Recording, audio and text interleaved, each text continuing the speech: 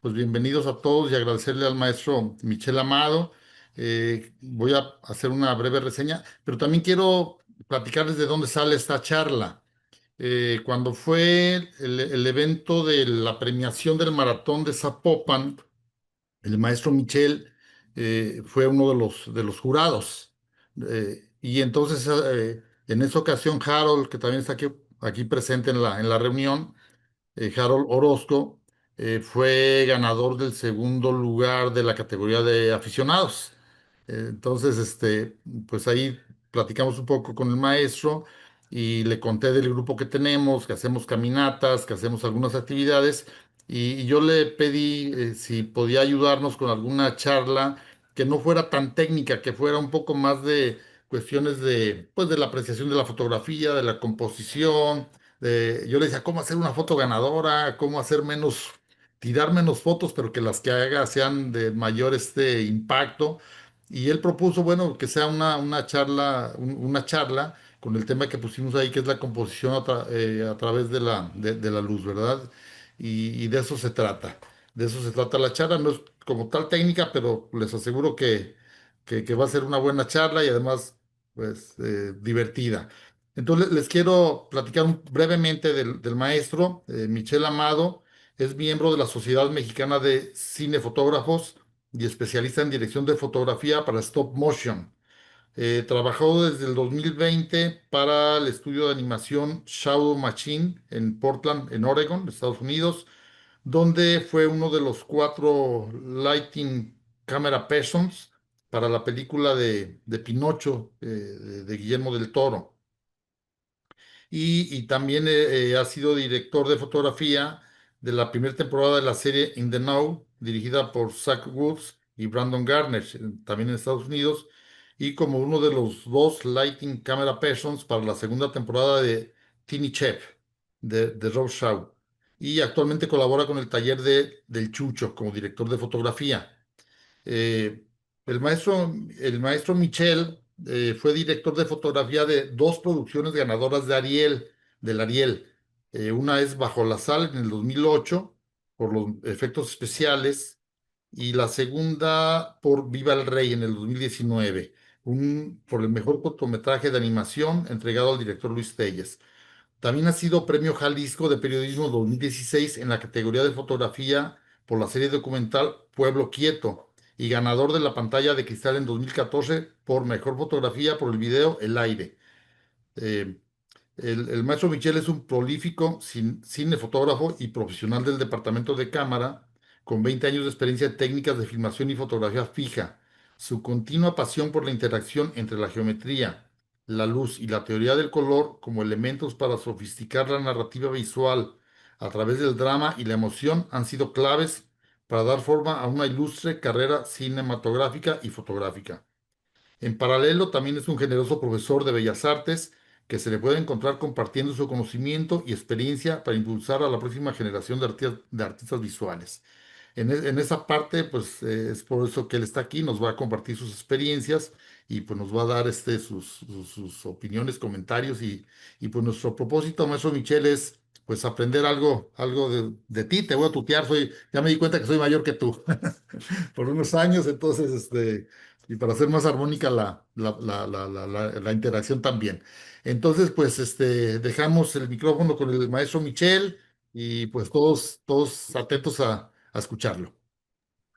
Muchísimas gracias, Juan Antonio, y muchísimas gracias al colectivo de Fotografía Tapatía.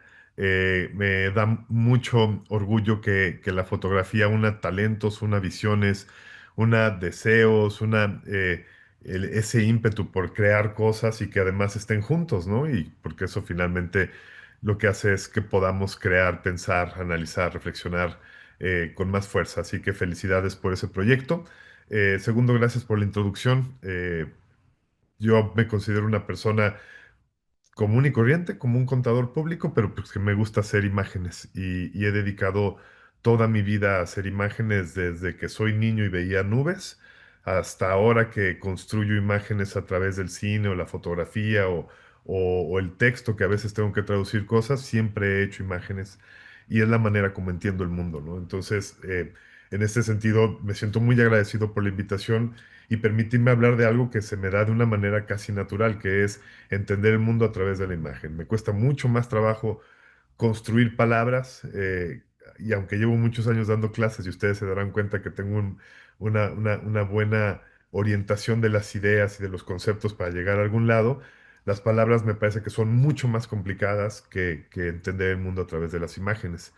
Así que si compartimos un poco esa ilusión de hacer imágenes porque nos nace del corazón, porque nos parece la mejor manera de narrar algo, de recordar algo, pues entonces somos del mismo equipo. Entonces, bueno, pues gracias por esta invitación y por permitirme compartirles cosas que creo. ¿Cómo se hace una fotografía ganadora? Qué pregunta tan soberbia. Mm, Yo creo, yo creo que siempre es un grave problema participar en concursos, porque es un poco, de alguna manera casi inconsciente, uno tiene que complacer la mirada de los jueces, ¿no? Y entonces a veces, incluso los concursos se trata un poco de hacer una inspección de quiénes son los jueces o quién es el jurado, qué le gusta, por dónde están sus colores, sus composiciones, y entonces podrían construir una fotografía que complazca a un juez, ¿no? Yo creo que lo complejo de la fotografía es que nos complazca a nosotros y que por esa belleza tan poderosa pueda también cautivar a un jurado, ¿no? O cautivar a un público, o cautivar amigos, o cautivar colegas, o cautivar la mirada de alguien que no sepa de fotografía y que se quede más de 5 segundos viendo lo que hicieron, ¿no? Por supuesto, creo que hay una combinación de dos cosas, ¿no? Una que tiene que ver con la intención personal de lograr esa imagen, cómo la pensaron, cómo la idearon, cómo la esperaron, cómo la capturaron, tantas variables que hay. Y la otra tiene que ver con una puesta en escena en donde puede jugar la parte técnica. Miren, yo he visto, y me pueden interrumpir en cualquier momento porque también esto es un diálogo, ¿eh? Si digo algo y me quieren parar o cualquier cosa, me dicen, oye, alto un segundito y podemos platicar. Entonces siéntanse en la confianza de interrumpir, es una cuestión de colegas. Y entonces creo que ya, perdón, regreso. Yo he visto fotografías que técnicamente no son necesariamente buenas, borrosas o desenfocadas o barridas o con una composición al centro o con un contraste muy bajo, con negros pardos, con blancos quemados. He visto fotografías que en términos técnicos son muy malas, pero hay algo en esa foto, en ese momento, en esa mirada, en esas ganas de contar algo que las hacen preciosas, ¿no? Una de ellas recuerdo que era el abuelo de una amiga mía, ya muy viejo, 90 y tantos años, y el nieto más joven de todos, que era un bebé de meses, ¿no? Y entonces parece que había una conexión entre el abuelo y ese bebé, como hay conexiones en la familia, que de repente te cae muy bien alguien, quién sabe por qué, ¿no? Y parece que llevan vidas haciendo amistad, ¿no? Y entonces así lo ves en la calle y resulta que ya son los mejores amigos de nuevo, ¿no? O parejas o familiares o cualquier cosa, ¿no? Cosas que no se pueden probar, pero parece que son ciertas. Y entonces había una conexión entre los dos. Entonces, el abuelo, que era evidentemente más ciego, tenía que hacer un esfuerzo para acercarse a mirar al bebé. Y el bebé, en sus pocos meses, algo le llamaba la atención del abuelo que parecía como un magneto. Y entonces el bebé también se acercaba a verlo. Entonces, una mirada cruzada de arriba hacia abajo, él en un sillón y él en el otro, con una foto tomada de celular, pues pedorrísima, ¿no? En términos de no ofrece nada ópticamente. Y la foto era tan bella, que la sigo conservando en mi cabeza y en mi corazón, y que me habla de estas conexiones de amor inesperadas y el interés de algo tan pequeño contra algo tan viejo, el contraste de la vida entre lo recién nacido y en lo que se va a despedir, o ya se despidió, no lo sé. ¿Saben? Un montón de cosas que la misma fotografía narraba y todavía la conservo en mis ojos, como si la hubiera visto, como si la estuviera viendo otra vez. Y técnicamente no tenía nada, ¿saben? Entonces, ahí me cuestiono que si la técnica tiene que ver con hacer una fotografía buena o es el momento. Pero en el momento yo he visto un montón de miradas entre niños y abuelos y han sido un montón como historias de amor, como libros de Shakespeare, ¿no? O sea, ya todo el mundo ha hablado de Romeo y Julieta, multiplíquenlo por N veces, ¿no? En las novelas y en las películas y en todo esto. Y aún así sigue siendo cada una inesperada. Pero entonces entra algo, porque hay un montón de miradas, insisto, pero entonces entra algo muy bello que es quién lo mira y qué conexión tiene con eso. Cuánto interés tenemos en mirar algo, ¿no? Y entonces les suelto la pregunta así de golpe, ¿qué es lo que más les gusta ver? Respóndansela a ustedes, ¿no? A mí, por ejemplo, me gusta ver mucho los reflejos, mucho, ¿no? O sea, cualquier cosa que se refleje en algún punto, mi mirada va a ir para allá, ¿no? Y entonces puede ser en cristales, en vasos, en botellas, bueno, ya no es un reflejo, pero es la proyección de lo que fue un reflejo, las sombras. Y si la sombra pasa por un cristal y pega con una luz y rebota en otra parte, pues ahí estoy, ¿no? Y entonces para mí un poco la luz me cautiva porque puede crear sorpresas, ¿no? Y esas sorpresas, pues pueden ser muy bellas. Yo tengo un libro que me gusta mucho, déjenme ver si lo encuentro aquí rápidamente. Es este, creo que es este. Así fue. Este libro a mí me encanta. Se llama, y sale desenfocado el maldito, ¿va? Enfócate, déjame, ahí está. Eh, Luz y color, la naturaleza de la luz y color en el aire. Y entonces es un libro muy buena onda, porque lo que tiene son explicaciones matemáticas. ¿Cómo le quito esta cochinada del efecto? Déjenme descubrir cómo le puedo En el quitar. video le clic en desenfocar fondo. des- Ahora sí que un check en el desenfocar fondo Ah, en ya vi. video. Perfecto. Bueno, verán ahí mi cocina. Lo bueno es que no están los trastes sucios, pero esto servirá para ver un poco el libro. Y entonces este libro es una explicación matemática de los efectos de la luz en la naturaleza. ¿Por qué la sombra? Déjenme ver si hay algún pequeño dibujo. Ah, esto no tengo idea de qué esté hablando, pero déjenme ver si hay alguna pequeña, como debe haber. Yo me acuerdo unos muy bonitos que eran las hojas de los árboles, ¿no? Bueno, por ejemplo, aquí pone un gráfico de cómo actúa la luz cuando algo. ¿Cuáles son las sombras? Porque matemáticamente, ¿cómo se explican las sombras que pasan entre los árboles, entre las hojas? Y entonces, cuando uno ve en el piso esas sombras reflejadas, generan efectos muy bonitos y muy distintos. Y todo depende de la distancia que tengan entre ellas y entre ellas hacia el suelo, ¿no? O entre ellas y otra rama que esté mucho más cerca del suelo. Y entonces, todo el tiempo hay un ejercicio de interacción. Fíjense a dónde voy. Lo interesante de la fotografía se convierte entonces en observar. Y si observas, te enamoras. Hay una frase que a mí me gusta mucho que es, conocer no es cierto, ¿cómo es? Lo que se conoce, se quiere. Y lo que se quiere, se cuida. Y eso resuelve muchas ecuaciones de la vida, ¿no? Y entonces, si a ustedes les preocupa la luz, si a ustedes les preocupa mirar, entonces la observarán.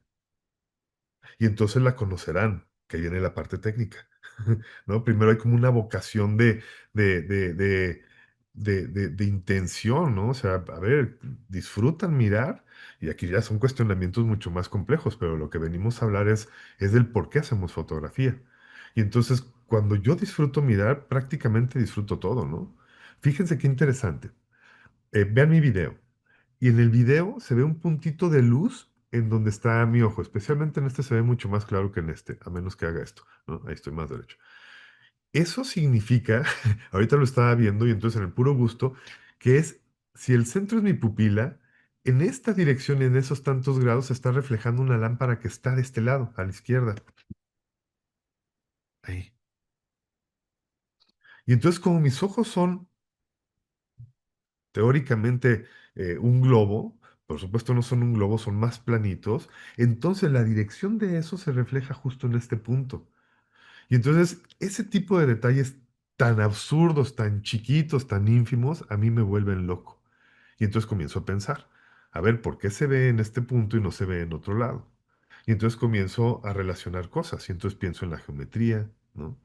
Pienso en la física, pienso en el material en el que se está reflejando, porque aquí se refleja de esa manera y porque en mi cachete no, ¿no? Y entonces pienso en la textura, ¿no? Y pienso en el color. Y entonces pienso también en la exposición.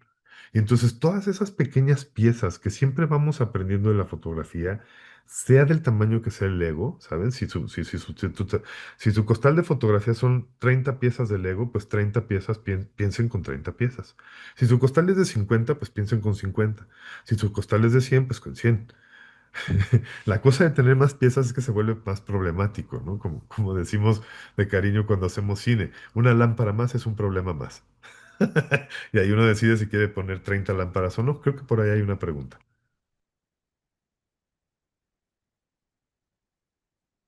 Creo que alguien levantó la mano. No, ¿verdad? Entonces era yo que levanté la mano. Ah, ya vi, soy yo que me reconoce la inteligencia artificial mi mano. Perdón. Y entonces vienen esos cuestionamientos, ¿no? Yo pienso un poco que la fotografía, cuando la comencé a estudiar, bueno, yo descubro la fotografía, perdón, no sé ustedes, cuando voy a una playa, creo que era Acapulco o era Mazatlán, no recuerdo. Era muy pequeño, de estos primeros viajes en familia, y entonces en esa época mis padres tenían una cámara que era la de formato 110, que era una escuadra, y entonces eran unos negativos chiquitititos, ¿no? Pero pequeñititos, como los Advantix, eran más o menos del mismo tamaño. Y el rollito era como una curvatura, como si fuera una cosa muy barroca, ¿no? Tenía un circulito donde estaba cargado el rollo, luego pasaba y tenía otro circulito donde se terminaba de cargar. Entonces la ponías en la cámara, se daba la puertita y mirabas a través del visor y tomabas la foto. Y entonces recuerdo que mi primer sorpresa con el mundo de la fotografía es cuando me dejan tomar mi primer foto. Yo veo un barco enfrente del muelle. Yo lo veía cerca con mis ojos y entonces pongo la cámara y tomo la fotografía y como el formato 110 tenía un lente angular que quizás era como un 24 o un 18, era una cosa súper angular. Cuando la revelan y veo esa foto, pues yo veo que la fotografía se veía el barquito lejos, pero yo no lo recordaba así, ¿saben? Entonces fue mi primer encuentro con la fotografía, o uno de los primeros que recuerdo. Otro que recuerdo, en casa de los abuelos, muy pequeño, quizás 4 o un poco menos, y descubro la enciclopedia Salvat de animales, seguro todo el mundo la ha visto o todo el mundo que tuvo enciclopedia. Y entonces la saco y la primera imagen que veo son las fauces de un tiburón enfrente de una cámara. Mi gran pregunta era cómo le hicieron, ¿no? ¿Cómo demonios se hace una fotografía con un tiburón en donde está justamente enfrente de la cámara? ¿Cómo metes una cámara al mar? ¿Cómo encuentras un tiburón? ¿Cómo le tomas una foto? ¿Cómo no se come la cámara? Como no se come el que toma la foto, ¿no? Entonces, para mí habían un montón de cuestionamientos, ¿no? ¿Cómo me había salido esa fotografía del barco lejos y yo la había visto mucho más cerca, ¿no? Por ejemplo, la primera vez que mi padre me presta una fotografía, una cámara DSLR, una Pentax M Super, manual, ¿no? Y entonces vamos a ver un concierto y tomo fotos del concierto y todas me salen barridísimas. Pues claro, ¿no? Porque entonces la exposición de mi cámara me pedía de un quinceavo para abajo y yo no tenía el conocimiento de que la cámara se, se tardaba un tiempo en abrir y cerrar la cortinilla y entonces podía temblar si yo no la sostenía firmemente, ¿no? Y entonces todas esas cosas me provocaban mucha curiosidad. En lugar de provocarme esta ansiedad que dice, me salió mal la foto, decía, bueno, ¿por qué? ¿No? ¿Por qué las cosas se ven determinadamente, de determinada manera? ¿Por qué el cielo provoca tales sombras? ¿Por qué la luz se ve de tal forma? ¿Por qué el color? Y a lo mejor muchas ni siquiera me las respondía, porque también siempre he sido muy paciente y la verdad es que creo en la magia. Y para mí la luz era una experiencia mágica, ¿no? Recuerdo cuando era niño tenerle miedo a la luz que entraba por la ventana y que generaba sombras de los juguetes. Pues porque eso hace la luz, ¿no? Uno pone una lámpara y de manera automática generas una sombra, porque esa es la naturaleza de la luz, ¿no? Por eso cuando ponemos dos lámparas hay que tener mucho cuidado de que se vea la sombra cruzada o tres sombras, porque eso se ve espantoso. Eso dejó de ser habitual como en los 50, ¿no? Cuando todavía Joaquín Pardavé y las comedias mexicanas pasaban por una esquina y se veían tres sombras proyectarias. Bueno, hasta ahí. Ya después de ese momento ya las sombras cruzadas ya no son chidas, ¿no? Y entonces cada vez que ponemos una lámpara sucede eso y entonces pues yo no lo entendía, pero me sorprendía, ¿no? Me sorprendía mucho ver las sombras en el cuarto por la luz que entraba y yo prefería que me cerraran la cortina y que me prendieran una lamparita en el coche, en el cuarto, porque me daba miedo. Y entonces, hasta la fecha, bueno, ya ahora lo controlo más, no crean que me sigo asustando, ¿no? Pero hasta la fecha, esa magia, esa fantasía que crea la luz todavía me afecta en términos de imaginación. Y para mí es súper bonito intentar cosas para provocarme. Y entonces, ¿a dónde voy? Me parece que la fotografía es un ejercicio en donde uno avienta una piedra a un lago calmadito y a la hora que cae la piedra genera una ondita, plum, ¿no? Y esa ondita se puede ir haciendo cada vez más grande. Entonces, cuando uno empieza a aprender fotografía, pues nos enseñan los tres controles básicos, ¿no? Que es el ISO, el uso del diafragma y el uso de la velocidad de exposición, para empezar. Y luego nos enseñan que el diafragma controla la profundidad de campo. Puedes enfocar el fondo. Y luego nos enseñan que las velocidades pueden congelar o pueden hacer barridos. Y entonces significa que la ondita donde cayó la piedra, que fue su inquietud por aprender, se va haciendo más grande. Y luego descubren que el ISO grano contra definición se hizo más grande. Y luego descubren que pueden tomar decisiones como quemar la imagen para que se vea mucho más brillante o oscurecerla. Y la ondita se hizo más grande.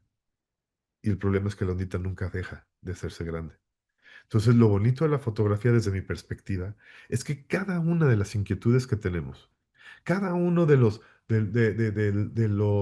eh, de las sorpresas, de hacer paralelismos, porque luego la fotografía también tiene una cuestión que se puede hacer paralelismos, ¿no? Yo, por ejemplo, yo quería ser músico más que fotógrafo. Y la relación con la música, pues era una relación, una mala relación, ¿no? Yo la quería más a ella que ella a mí. Y entonces, pues yo tenía ganas de ser Beethoven y la música no me tenía la, la, la pues no sé, la facilidad para hacer una relación de amor entre los dos, ¿no? Y entonces descubrí que una cosa es querer y otra cosa es poder, ¿no? Y entonces tuve que dejarla. Pero ahora que hago fotografía, que hay una relación mucho más equitativa entre lo que quiero y lo que puedo, ¿no? Eh, ahora con ella, lo que, lo que me pasa es que traigo al mundo de la fotografía el mundo de la música, porque estudié, hice mucho y toco la guitarra y esas cosas, ¿no?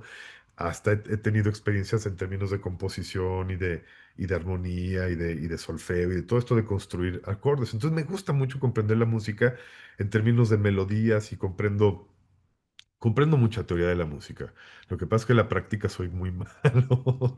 Y entonces, cuando hago la luz, lo que pienso es que es mi gran oportunidad para ser el músico que siempre quise ser. Y entonces, por cada lámpara que pongo y que tiene una actividad particular, ya sabes, un brillito a la izquierda, unos bla, bla, bla a la derecha, y un recorte y una entradita del color y un rebotito, ya sabes, pues, ahí ando pintando, lo que siento es que pueden ser instrumentos, ¿no?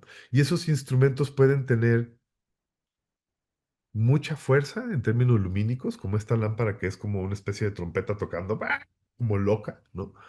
O muy sutil, ¿no? Como puede ser cualquier otra lámpara que está aquí, pero que la cámara no lo comprende bien. Y entonces lo que hago es crear como melodías. Y entonces todo el tiempo, cuando hago luz, me imagino haciendo música, ya por jugar, ¿saben? Por supuesto no estoy haciendo música, ¿no? Pero imagínense que yo intento hacer un ejercicio de música y que cuento, o sea, digamos, en este mundo de la intencionalidad, yo hago una música melancólica. Y entonces esa melancolía me sirve de referencia como para llevar la luz o llevar la composición hacia las zonas de la melancolía. Por ejemplo, ahora piensen ustedes, ¿cuál es el color de la melancolía?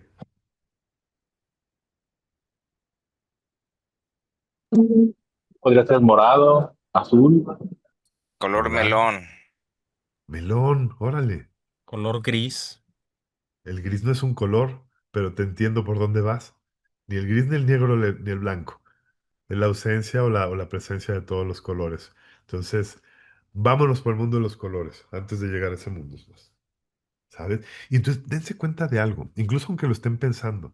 Bien, qué bonito lo del melón, ¿no? Que es más como un naranja, como un naranja un poco desaturado. Eh, Cómo cada uno tiene derecho y tiene la libertad de pensar las emociones a su manera. Y no hay regla. Y no hay regla. Pero entonces imagínense, hay algo que me gusta mucho a mí de la pintura. También quería ser pintor, pero tampoco, también soy malísimo.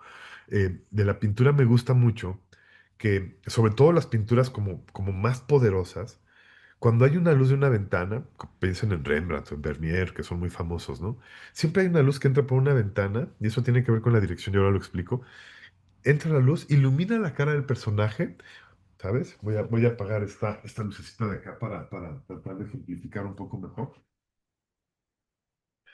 Entra la luz por este lado, ilumina, ya saben, la cara, un poquito el triangulito clásico de la luz de Rembrandt, que es el dorito nacho del cachete. Y entonces la parte en sombras, regularmente nosotros la pensamos como una zona entre grises y blancos. Digo, entre negros y blancos, ¿verdad? La sombra, así es la sombra. Pero imagínense algo. Estamos pensando en el color de la melancolía y entonces esta lámpara tiende a los cálidos y entonces esto se vuelve mucho más cálido. Pero es una melancolía y ¿con qué interactúa el color de la melancolía? Por ahí dijeron morado.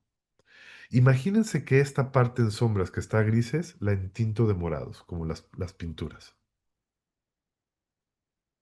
Ya cambió la emoción. Y si la entinto de amarillos, ya no fue igual, ¿verdad? Lo están imaginando. Y si lo entinto de azules, no es lo mismo, ¿verdad? Y si lo entinto de magentas, o de rojos, o de verdes. ¿Notan cómo cambia en las sombras algo muy sutil? Y ahorita nos estamos imaginando, insisto, no es un taller, pues. El día que nos veamos en físico hacemos ejercicios de colores, ¿no? Pero alcanzan a percibir esta idea o alcanzan a visualizarlo o alcanzan a imaginárselo. Si ustedes estuvieran pintando y esto fuera naranja, esto tendría un tono, ¿no? Y ahí juega una cosa súper chida, que es la interacción del color. Porque los colores nunca van a ser iguales, nunca van a ser iguales cuando interactúan con otro color. El verde no se ve igual con el amarillo que con el morado, ni con el violeta, ni con el lavanda, ni con el aqua, ¿saben? Va a interactuar de manera distinta. Y entonces esto es como si estuviéramos haciendo música. No va a sonar igual la canción si es una trompeta con un cello que un acordeón con un cello.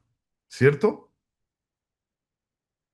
Y entonces pasa lo mismo con el color. Lo que pasa es que el color es mucho más sutil, como la luz. La luz depende de muchas cosas. Y el problema de la luz al que nos enfrentamos los fotógrafos es que está muy, muy, muy, digamos, muy vendida, ¿no? Netflix dice cómo tiene que ser la luz y, y antes la televisión decía cómo tenía que ser la luz y, ¿saben? Y entonces la exploración de la luz se vuelve muy complicada. Déjenme hacer un paréntesis muy simpático, creo. Cuando era, dicen por aquí azul, lila, lila, por supuesto, que es así como un rosita muy lindo. Cuando yo era pequeño, en casa teníamos, cuando llegó la primera televisión a casa, teníamos una televisión blanco y negro, ¿no? Y entonces a mí me parecía súper chido porque tenía un control que era el brightness, el brillo, ¿no? Y entonces me daba mucha risa que, o sea, es la película de Cantinflas o Capulina en Canal 5 o el 2, y entonces era de día, estaban corriendo y yo le bajaba el brillo y se hacía de noche. Y me parecía súper divertido. O estaban adentro de un edificio y entonces entraba la luz por la ventana y le bajaba el brillo y quedaba la luz solo de las ventanas y todo lo demás completamente oscuro. ¿Saben? Y se me hacía súper chistoso. O la noche, ya saben, por los faroles y le subía el brillo y todo se iluminaba. Ya lo están viendo, ¿verdad? Es exponer. Y entonces, cuando aprendemos fotografía, yo recuerdo que una de las cosas que siempre me regañaban era que a mí me encantaba irme a los negros, ¿no? Porque además me gusta, en términos de vida me gustan los contrastes. Yo entiendo la vida a partir de los opuestos, ¿no? El blanco y el negro. Lo bueno contra lo malo, ¿no? Lo deficiente contra lo eficiente, lo corrupto contra lo justo, lo humilde contra... Y entonces siempre estoy jugando en polos opuestos. Y cuando tejo mi fotografía, lo pongo en juego. Y entonces yo hablo del blanco y el negro en mis fotografías. Quien haya tenido la oportunidad de pasar por el Instagram, ahí tengo fotografías y se alcanzan a percibir negros absolutamente profundos, profundos y dramáticos. Y además ocupan un espacio enorme, ¿no? Y no me preocupa, porque a veces la vida, también mi vida, la vida como la veo, la vida como la entiendo, lo que hace es establecer esos polos. Así soy de dramático. Y entonces, me encanta pensar que las cosas pueden ser así de contrastadas, opuestas. Para comprender algo hay que hablar del opuesto, ¿saben? Para hablar de la carencia, ¿saben? Para hablar de la opulencia, para hablar de la injusticia, ¿saben? Y entonces, imagínense dónde pondrían algo de lo que quieren hablar. Donde me acuerdo una vez, me encontré un perro por allá por la colonia Nuevo México, andaba ahí caminando con la cámara, y entonces son calles llenas de tierra, larguísimas, o por lo menos en esa época, y entonces al fondo, lejísimo, yo trabajaba en ese momento con un 28 milímetros. Tengo lentes favoritos, y que ahorita platicamos de nuestros lentes favoritos y por qué. Pero en esa época de mi vida me gustaba mucho trabajar con el 28. Ahora estoy trabajando, por ejemplo, con un 50. Entonces el 28 es muy amplio y entonces me encanta el 28 porque yo puedo agarrar la camarita y apuntar para acá y todavía está saliendo lo de aquí, ¿no? Lo que está aquí enfrente. Entonces me encantaba porque era muy discreto y en esa época me daba un poco de ¿cuál sería la emoción? Como de rubor, acercarme demasiado a la gente y apuntarles con la cámara. Prefería acercarme, apuntar un poco para otro lado, que no se sintieran parte del cuadro y entonces tomar la foto, ¿no? Un poco como muy temeroso, pero trae el 28. Y entonces veo un perrito flaco, flaco, flaco, flaco. Y había pues unos pedazos de resto de cualquier cosa en el piso ya casi enterrados. Y entonces el perrito lo huele y lo empieza a levantar, ¿no? Así como jalando a ver si se acababa a quedar con un pellejito de la basura, ¿no? Y, y yo lo veía así con un esfuerzo de comerse hasta una piedra. Y entonces lo que hice con la cámara fue tomarle la foto, pero lo dejé justamente en el punto más alto del horizonte, ¿no? La parte más alta y en el centro. Y tomé la fotografía. Entonces todo generaba como una especie de triángulo. Cuando nosotros vemos un edificio de abajo hacia arriba, si se darán cuenta, lo que haces es esto, ¿no? Una especie de triángulo que va de lo más ancho a lo más delgado en la parte de arriba, ¿no? Y entonces lo mismo hice como si estuviera viendo de abajo hacia arriba un edificio, y entonces el camino daba la sensación de la perspectiva hacia arriba que llevaba hacia la carencia del animal. ¿Por qué le daba tanto poder en términos de composición, ¿no? Centro y aquí, y aparte en un triángulo, ¿no? Así veíamos la perspectiva hacia el fondo. Pues porque me parece que es lo más importante, mirar hacia la carencia y ser empáticos con la carencia, y ser compañeros, y hablar y levantar la voz, ¿no? O sea, por ejemplo, y aquí me meto en cuestiones políticas y no es la intención, pero, pero, pero yo creo que no se puede asesinar niños, aquí o donde sea, ¿saben? Y hay que alzar la voz para decir esto no se puede hacer. Porque como decía Galeano, ¿no? Los que, si dijeran la verdad sobre la guerra, pues está bien, ¿no? Queremos destruir, queremos robar, bueno, pues ahí entiendes, ya entiendes, ¿no? Pero cuando dicen queremos hacer guerra por la paz, no, no, no. Aquí no funciona de esta manera, ¿no? Y entonces me parece que era muy importante colocar al perrito con su hambre en la parte más alta del cuadro compositivo, para que no dejemos de mirar, para que yo no lo deje de mirar, para que yo pueda hablar, ¿sabes? Ojalá tuviera los millones de dólares para poder resolver millones de cosas, ¿no? Pero en lo que se pueda, se pueda. Y entonces noten que también hay un acto que tiene que ver con nuestra humanidad. ¿Qué queremos hablar de nosotros? ¿Qué queremos decir? Cuando yo pienso en la fotografía, yo creo que para mí la fotografía son todas esas palabras que nunca he podido escribir en una carta. ¿A quién es esa carta? A todas las personas que me gustaría escribirles, a todas las cosas que creo que es importante decirles que me importa, ¿no? Y entonces en ese momento mi fotografía se convierte en mi pluma para hablar de lo que me importa.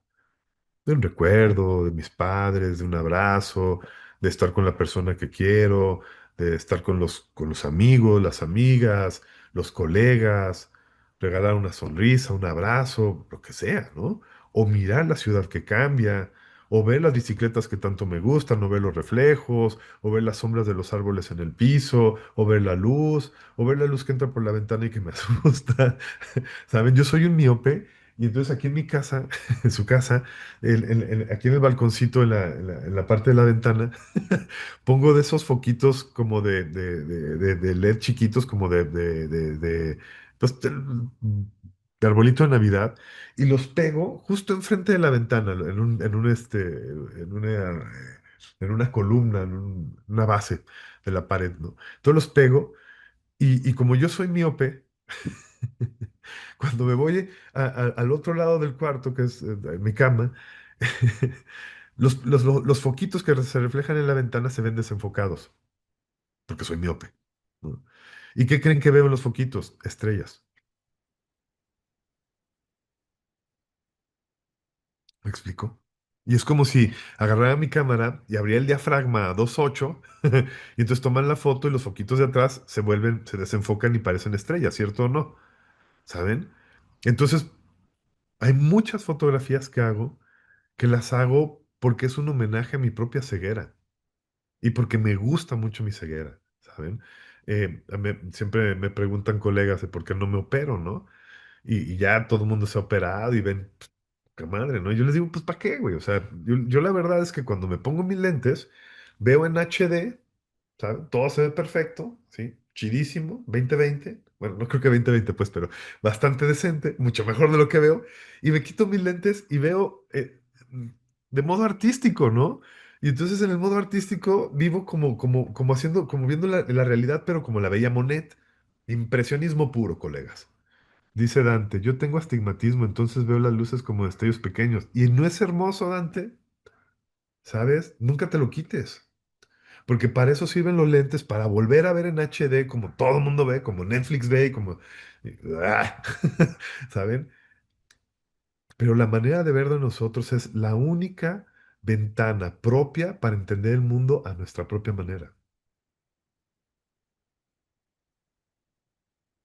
Harold dice, con razón yo tengo miopía y astigmatismo. Un abrazo, Harold, gusto verte por aquí.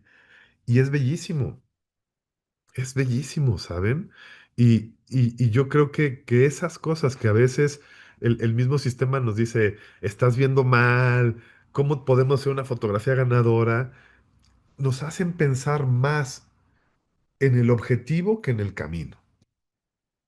Y bueno, yo soy una persona muy paciente, ¿no? O sea, recuerden que yo tengo casi 50 años y yo llegué a trabajar en Estados Unidos en las grandes ligas a mis 42. ¿Sabes? Cuando muchos maestros me habían dicho, a partir de los 40 no te van a ofrecer nada de trabajo y así sentenciaban maldiciones absurdas, ¿no? Y yo lo que decía es, ¿cómo es posible que no se pudieran fijar en un trabajo que llevo haciendo 25 años. Yo creo que sí, ¿no? Yo creo que habría alguna luz de oportunidad de decir, oigan, llevo veintitantos años haciendo esto de manera disciplinada, rigurosa, respetuosa, sistemática, ¿saben? Probando cada vez que lo hago con mayor sofisticación y seriedad. Pues yo creo que habría el derecho, no las credenciales para mostrarlo. Al menos yo creo en eso, ¿no? Yo creo en la paciencia. Y otra vez, a mí no me importa el futuro, o sea, no me importa. Lo que me importa es el camino. Y en el camino están las nubes. Y está la ilusión de ver, observar. Y en observar no tan solo está la parte, digamos, descriptiva o figurativa de las cosas, ¿no? También está la parte interna. Yo a veces me pongo retos fotográficos, me gusta ponerme retos fotográficos, ¿no? Y entonces en los retos fotográficos hay cosas así de disparar de una. No me voy a dar tiempo de componer, levantar la cámara y tomar la foto de algo que me llame la atención. Y siempre tengo que traer la cámara a nivel de pecho, no la puedo traer en el ojo, ¿no? Y entonces voy caminando así como cazador, cazador, cazador, cazador, cazador. Y cuando logro ver algo que me enamora, ¡pum! Y nada más tengo una oportunidad. Y no vuelvo a tirar. Enfocada, expuesta, compuesta, me da igual. ¿Saben? Entonces, esos retos, pues a veces se vuelven nada más un juego, porque tampoco estoy buscando ganarme el Pulitzer ni hacer la mejor fotografía. Eso que lo hagan los periodistas, ¿sabes? Yo soy un aficionado de la fotografía. A mí me gusta la fotografía por esas emociones que me trae, por ese reto que de repente yo digo, ah, caray, se supone que es un reto, se supone que lo voy a hacer, pero al mismo tiempo estoy como loco, ¿saben? Cazando y anticipándome y pensando en toda mi caja de Legos para tomar una decisión. Y a veces las decisiones quedan súper feas. Sí, en serio, ¿saben? Y a veces llega una sorpresa. A veces sale la foto tal cual la pensé. Y a veces sale la foto tal cual la pensé y me hace vibrar. Y eso está chido. Y entonces ya cuando salgo a la ciudad a hacer mi trabajo fotográfico, en donde presto atención, pues entonces el músculo viene fuerte, ¿no? ¿Alguna vez han saltado con pesas en los pies, así un rato, y luego se quitan las pesas de los pies y dicen, no, casi vuelan, ¿no? Es lo mismo, ¿no? Y la fotografía, como cualquier disciplina, se trata de hacer músculo. No se puede hacer, no se puede ser el más rápido, el más flexible, el que responda y se pare inmediatamente, el que sepa caer, si no se hace músculo. Y a mí me encanta esa forma de verlo. Acabo de dar un taller en Buenos Aires en Mancuerna con un director de fotografía, otro especializado en stop motion, Sergio Piñeiro, que si no lo conocen debe seguirlo porque es un tipo generosísimo de la fotografía. Y Sergio y yo hicimos el taller juntos y fue una cosa hermosísima porque él en Argentina, yo en México, y dos miradas distintas, eran casi dos miradas iguales por el enamoramiento de la luz, ¿no? Y él decía eso. Dice, acuérdense que hacer luz, hacer fotografía es un músculo. Uno no puede hacer fotografía si no está tirando fotos, si no se está cuestionando las fotos, si no está mirando la luz, cómo entra en una ventana, cómo está cuando vas en el coche, cómo pasa. Otra cosa que me encantaba era ver las luces cuando íbamos en carretera, sobre todo en la autopista, me acuerdo que era Puebla, México y me acuerdo que tienen farolas, entonces de repente pasábamos en el coche y la luz que entraba en el coche era brum, y se iba transformando poco a poco, se oscurecía, se cambiaba, se desaparecía, brum, entraba la que seguía, ¿no? Y yo me podía pasar toda la carretera mirando ese juego de las luces. Y me sigue pareciendo hermoso, ¿no? Cuando viajo en camión, pues lo mismo, ¿no? Lo mismo hago así y veo los coches pasar y veo cómo los coches, los trailers que vienen de frente generan otra lámpara y nos destellan y generan unos brillos en las personas que van adelante de mí y el semicontra y el brillo, ¡ah! ¿Saben? Y a mí me gusta, me seduce mucho, mucho y no puedo vivir sin verlo. Entonces, creo que también un poco el ejercicio que tenemos como fotógrafos es mirar la vida desde una perspectiva propia y con enamoramiento. Otra vez, lo que se conoce, se quiere, y lo que se quiere, se cuida. Y entonces la ecuación del por qué hacemos fotografía tiene que ver en mucho, y en verdad, piensen en su pareja, si la quieren, ¿no? Las mejores parejas, yo siempre he visto que se quieren y se cuidan porque se conocen. Porque todo el día es un presente, porque cada día es un presente. Te quiero conocer el día de hoy, ¿no? ¿Cómo eres? En el enojo, en la frustración, en la locura, en la ansiedad. Entonces nos vamos conociendo porque además vamos cambiando y automáticamente uno se enamora. Bueno, yo al menos me pasa eso con mi compañera, ¿no? Que cada día que la conozco en el presente, en nuestra relación en construcción del presente del día a día, la conozco y me enamoro más. Y porque me enamoro, la cuido más. Eso está chido. Y entonces ya no se trata de mirar cuál es que cómo nos queremos llamar, ¿no? Si vamos a ser esposos o novios o compañeros o como sea, ¿no? Ya no importa. Lo que importa es el afán por conocernos. Y así mismo pienso en la fotografía. Yo lo que he dedicado toda mi vida, cada segundo de mi vida, es a comprender la fotografía. Y como paralelo, como una cuestión creativa que fue emocionantísima, pues reconocí la luz y conocí la luz, ¿no? Ahora, ahora me vuelve más loco la luz que la fotografía, ¿no? Pero no le digan a la foto. Es un secreto entre colegas, ¿no? Y entonces en la fotografía, en la fotografía y en la luz, cada vez la conozco más y pues la cuido, me enamoro y vivo de ella todo el tiempo y con ella. Ahora, ¿pero qué hace una fotografía ganadora? Como preguntó Juan Antonio desde el principio.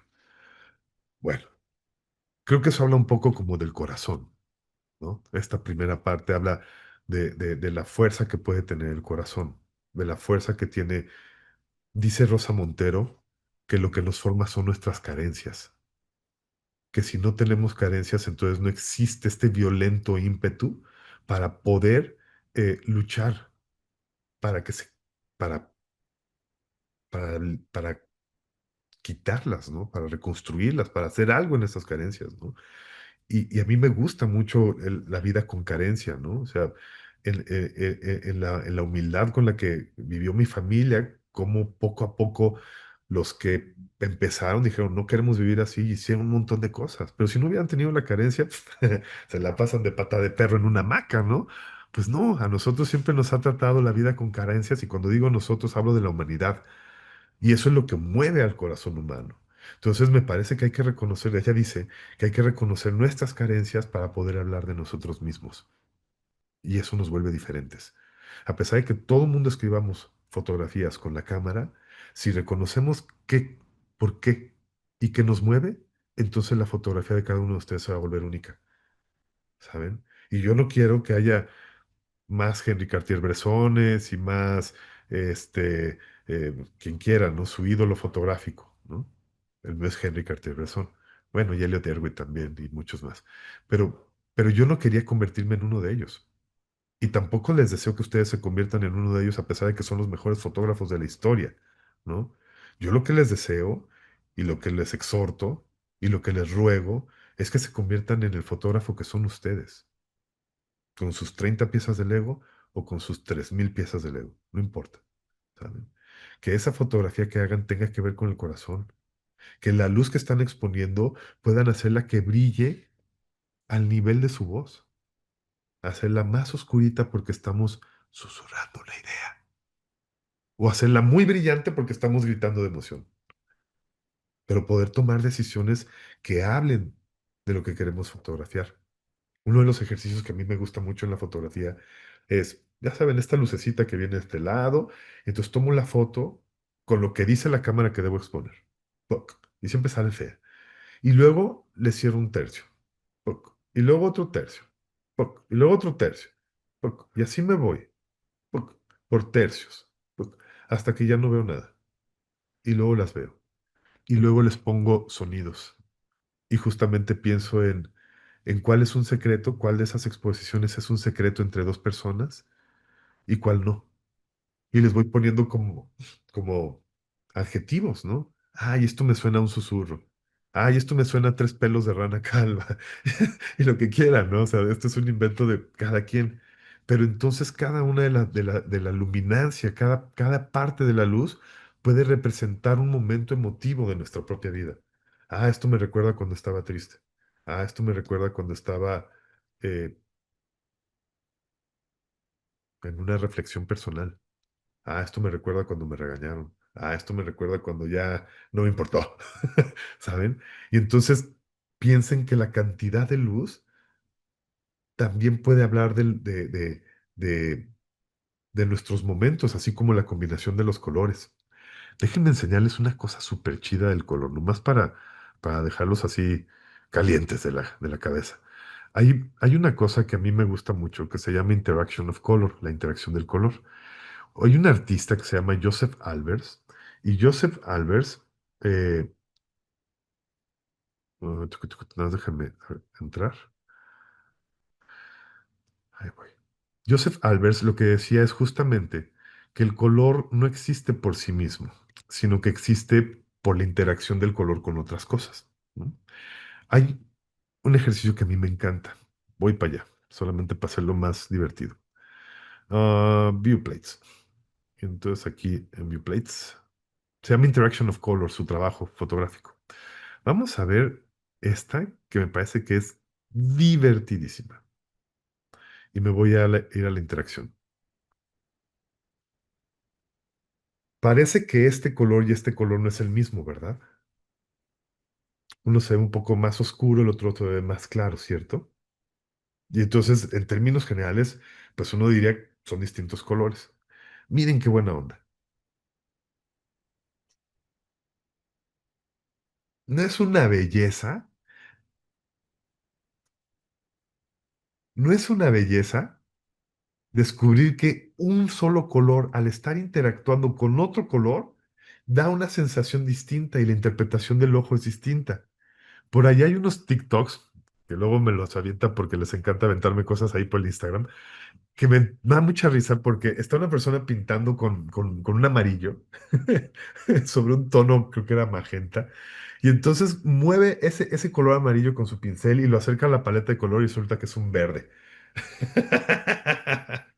Me parece divertidísimo porque el ojo nunca tiene esta capacidad. El ojo tiene un problema que se llama la adaptación fisiológica. Luego en algún taller nos tocará experimentar eso, pero el ojo, bueno, es más, les ha pasado, estoy seguro. Cuando están haciendo corrección de color de algún evento, entonces dicen, uy, esto se ve medio naranjita, y entonces le quitan lo naranja.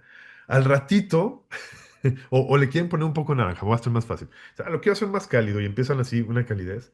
Después de la foto 40 es súper cálida, súper naranja, ¿no? Porque lo que pasa es que cada vez que aumentan un pelo de naranja, el ojo se adapta. Y luego le suben un pelo de naranja porque dice, ay, ya como que ya no veo el naranja, ¿no? Ya estoy ahí neutralizado. Le suben al naranja y luego el ojo se adapta. Y le suben al naranja y el ojo se adapta. Por eso dicen que cuando hagan corrección de color, se tienen que dar sus descansitos para que el ojo vuelva al espacio adecuado, ¿no? Eso mismo pasa con la interacción del color.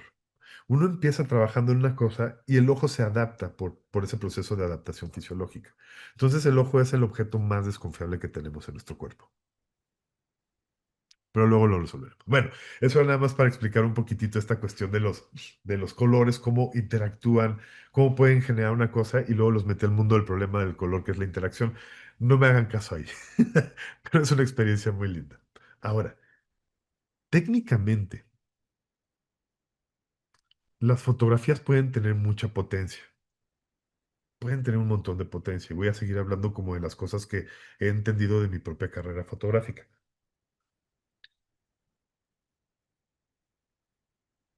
Cuando hacemos una fotografía, las primeras fotos que seguramente tiraron, al menos yo sí, lo más sencillo es componer al centro, ¿cierto?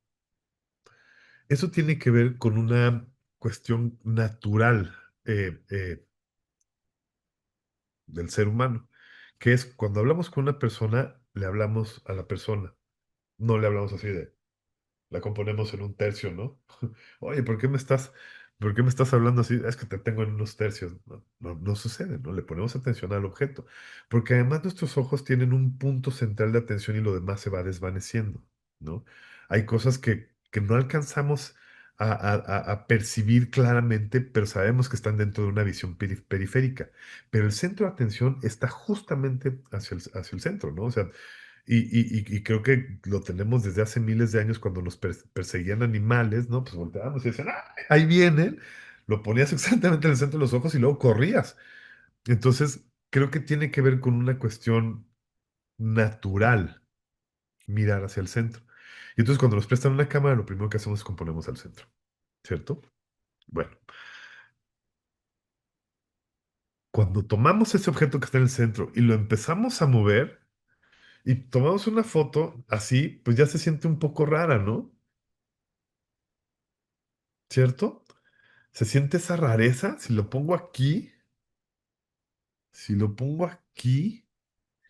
¿saben? Y entonces noten cómo el personaje se puede ir moviendo por muchos lugares y puede generar un efecto llamado tensión visual, ¿no? La tensión visual es como en la música cuando ponen sonidos dodecafónicos, ¿no? Que entra un tono desarmónico, entonces te dices, ay, ay, ay", ¿no? Como que fue acidito en la boca, ¿no? Y entonces te enchueca todo el sentido, ¿no? Te da un golpe, como los helados estos morados que vendían antes que eran súper fríos y que le dabas un sorbo y se te congelaba la cabeza. Y entonces, más o menos es así, es una cuestión desarmónica. Ahora, ¿cómo funciona la tensión visual? Imagínense que ponemos un clavito aquí arriba en el centro y otro clavito aquí abajo en el centro y ponemos una liga. Y la liga, que está justo a la mitad, descansa y ponemos dos clavitos en el centro de la parte horizontal, digo, de la parte vertical. Y entonces ponemos otra liga y también descansa. Y entonces se forma una cruz perfecta, que es la que tienen nuestras cámaras justo al centro, donde se expone y toda la cosa, ahí, ¿no? Y entonces, cuando las dos ligas están descansando, no hay tensión visual. Y entonces la imagen se vuelve aburrida, obvia, es- ya, no tenemos que hacer un ejercicio de recorrer la mirada para encontrar elementos, para llevarla hacia un reto visual. Se vuelve súper fácil. En el momento que esa liga, que hay un puntito aquí en el centro y que descansan las ligas, agarro esas ligas y las comienzo a jalar, aquí donde está la lámpara, ¿no?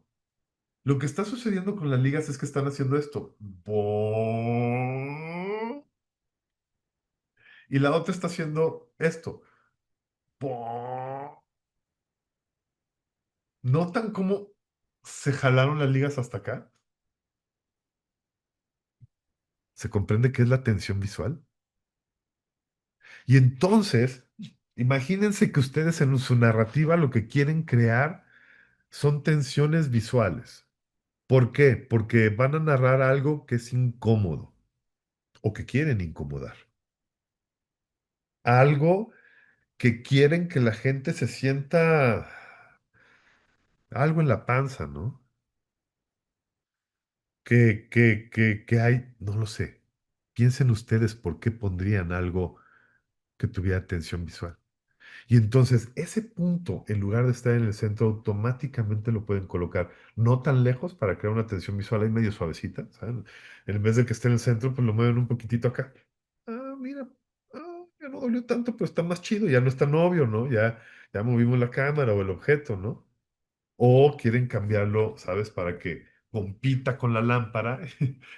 Vean esto, o sea, esto está manchadísimo, ¿no? En términos de tensión visual. ¿Entienden por qué, por ejemplo, me llamaba tanto la atención la fotografía del bebé con el viejo? Porque además uno estaba aquí y el otro estaba acá.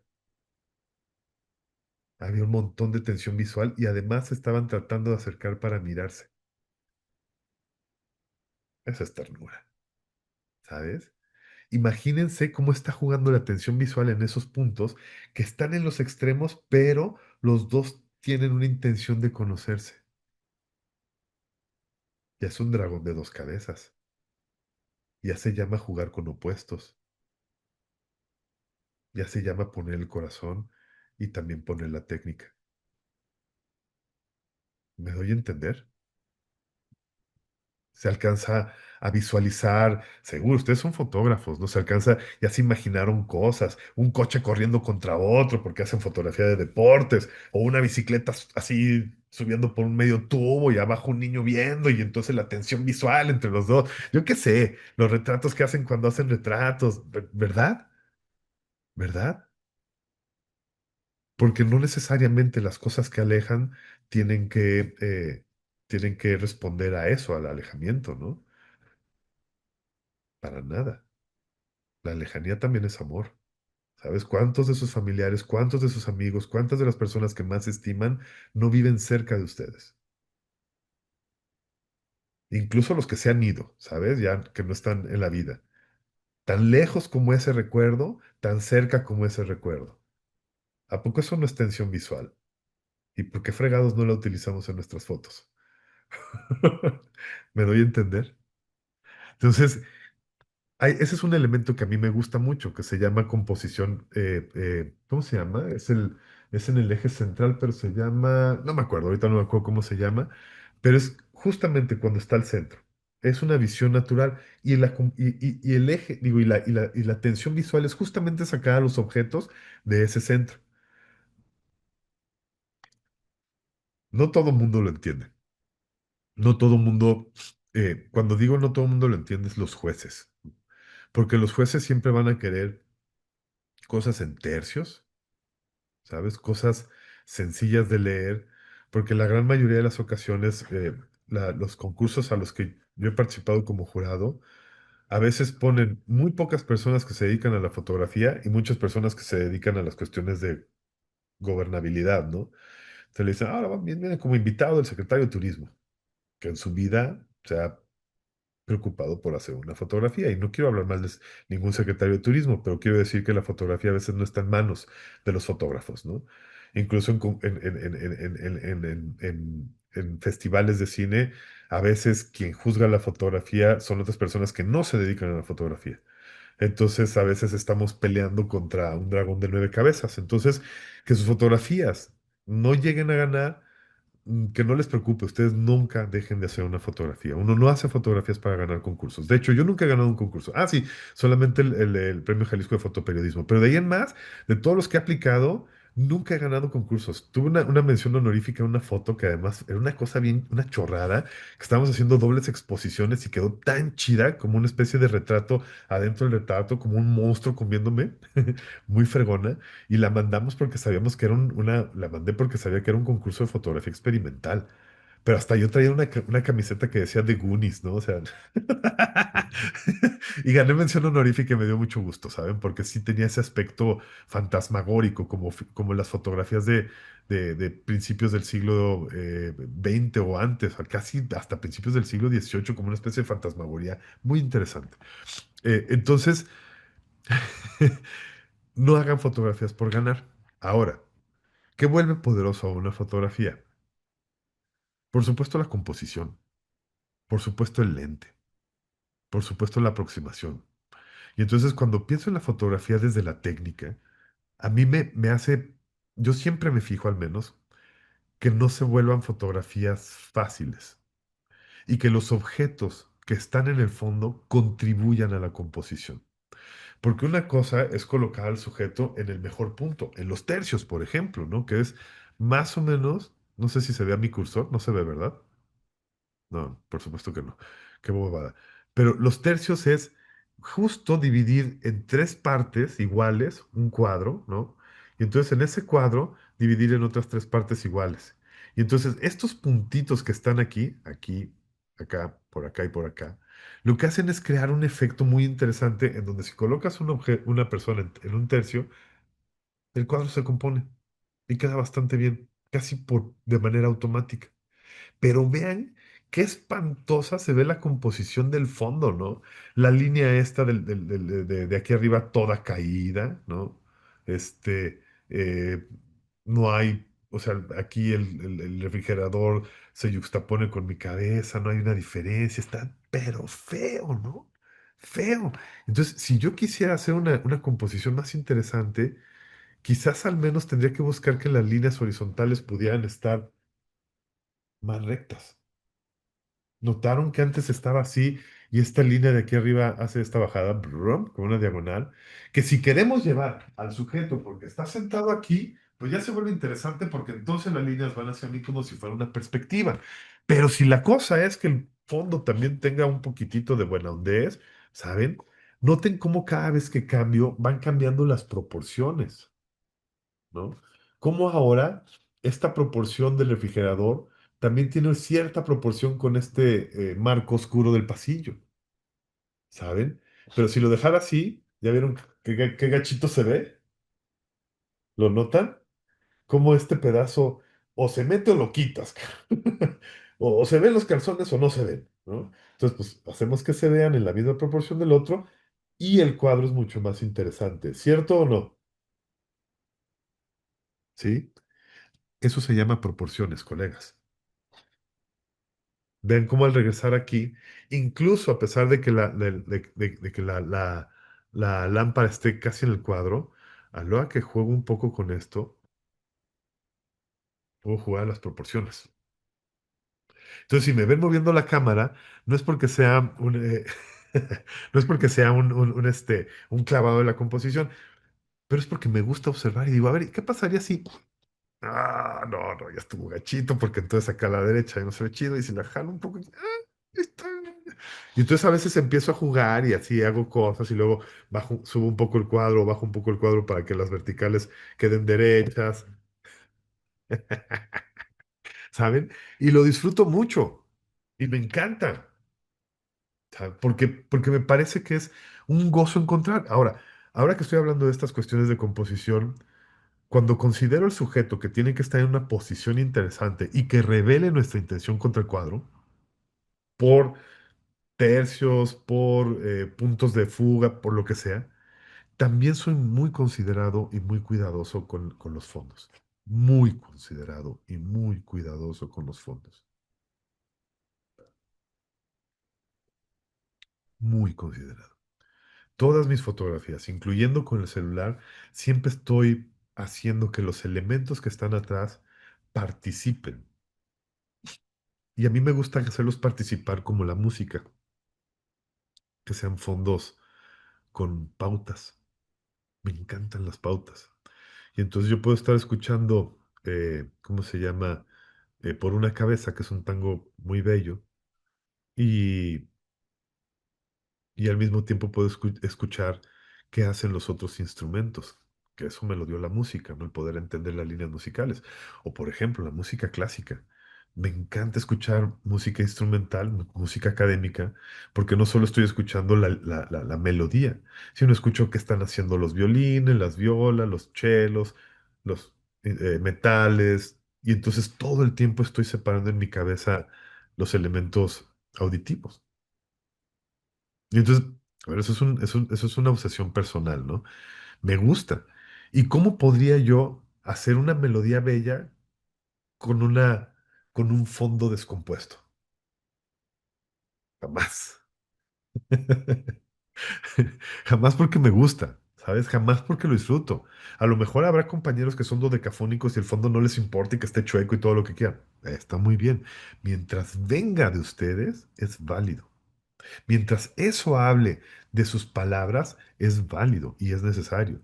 En mi caso se los comparto. A mí me gusta tener elementos que sean armónicos, ¿no? Por ejemplo, vean cómo es simpático esto de la estantería, ¿no? Una, dos, tres, cuatro, cinco, y luego hay como medio pesito aquí y hay un como cuartito acá. Entonces, entre esta suma y esta suma, casi casi suman esto. Y yo feliz, ¿no? Porque entonces tengo dos, cuatro, cinco y seis. El sexto está partido. Pero además esto está partido en cuadritos y esto es una línea completa. Está padrísimo. Y luego tengo dos. Y luego tengo el doble con el refrigerador partido en un cacho, ¿no? Entonces esto es como tres quintas partes. Estos dos, no es cierto. Esto es como la mitad. Dos tercios y un tercio acá. Y el tercio está dividido en mitad. ¡Ah! Proporciones súper chidas. Esto parece una sinfonía. Y luego si nos vamos por acá, lo mismo, ¿no? Tercios. Plan, plan, plan. ¿No? Y luego por acá una diagonal que hasta lo pinta como si fuera una lucecita. Y luego los colores. Un naranja por acá, un amarillo, un verde y un azul. Colegas, ¿ustedes creen que no me gusta este plano? Y si esto lo iluminara con alguna otra cosa, uy, uy, uy, ¿no? Esto se vuelve una delicia. Y entonces es como preparar un buen hot cake, ¿no? Con una buena masita, ¿sabes? Con unos buenos arándanos, platanito, miel maple, si se puede, un tocinito, ¿sabes? Hombre, y entonces queda delicioso. La fotografía la comprendo en ese sentido. No solo, insisto, cuando hago los fondos, lo que hablo son de las proporciones, una quinta parte con no sé cuánto, y entonces empiezo a dividir espacios que además contribuyen armónicamente, como si fuera una pieza musical, al ejercicio fotográfico. Lo chido de la foto desde mi perspectiva, y si alguien tiene alguna pregunta, por favor, interrumpa, ¿eh? Eh, Son bienvenidas. Desde lo que han vivido ustedes, compartir una experiencia, son bienvenidas, ¿no? A mí lo que me gusta mucho de la fotografía es que es el único espacio de absoluta libertad. Porque cuando hago cine, siempre hay un cliente encima, ¿eh? Cuando hago stop motion, siempre hay una productora encima. Cuando hago lo que sea, siempre hay el alien encima. Y la fotografía, y bueno, las clases que también doy clases, cuando las hago en mis talleres, también cuando trabajo para alguna escuela, siempre te piden ciertas cosas como para cumplir las estándares de la escuela y las partes editoriales. Pero cuando hago fotografía con mi cámara y yo solos, son los lugares más bonitos en donde puedo llevar mi trabajo. Un poco es el Instagram, lo que ven ahí, y también hay una link a Blue Streets donde tengo otras fotografías que es un poco más histórico de mi trabajo. Y entonces creo que es un regalo poder mirar como cuando éramos niños, con naturaleza, esta naturalidad, para acercarnos a las cosas que nos llaman la atención, con atrevimiento también, de voltear y decir, eso me gusta y ponernos de abajo hacia arriba y tomar una foto. Y también con el valor que nos da el haber crecido y haber estudiado, ¿no? Que es poner nuestros legos en la misma dirección, que son esas fotografías. Eh, Venga, les tocan algunas preguntas. Para un segundo por aquí. Buenas noches. Muchísimas gracias por esta oportunidad. Tengo desde hace rato ya formulando esa pregunta y no sé si la pueda plantear de la mejor manera.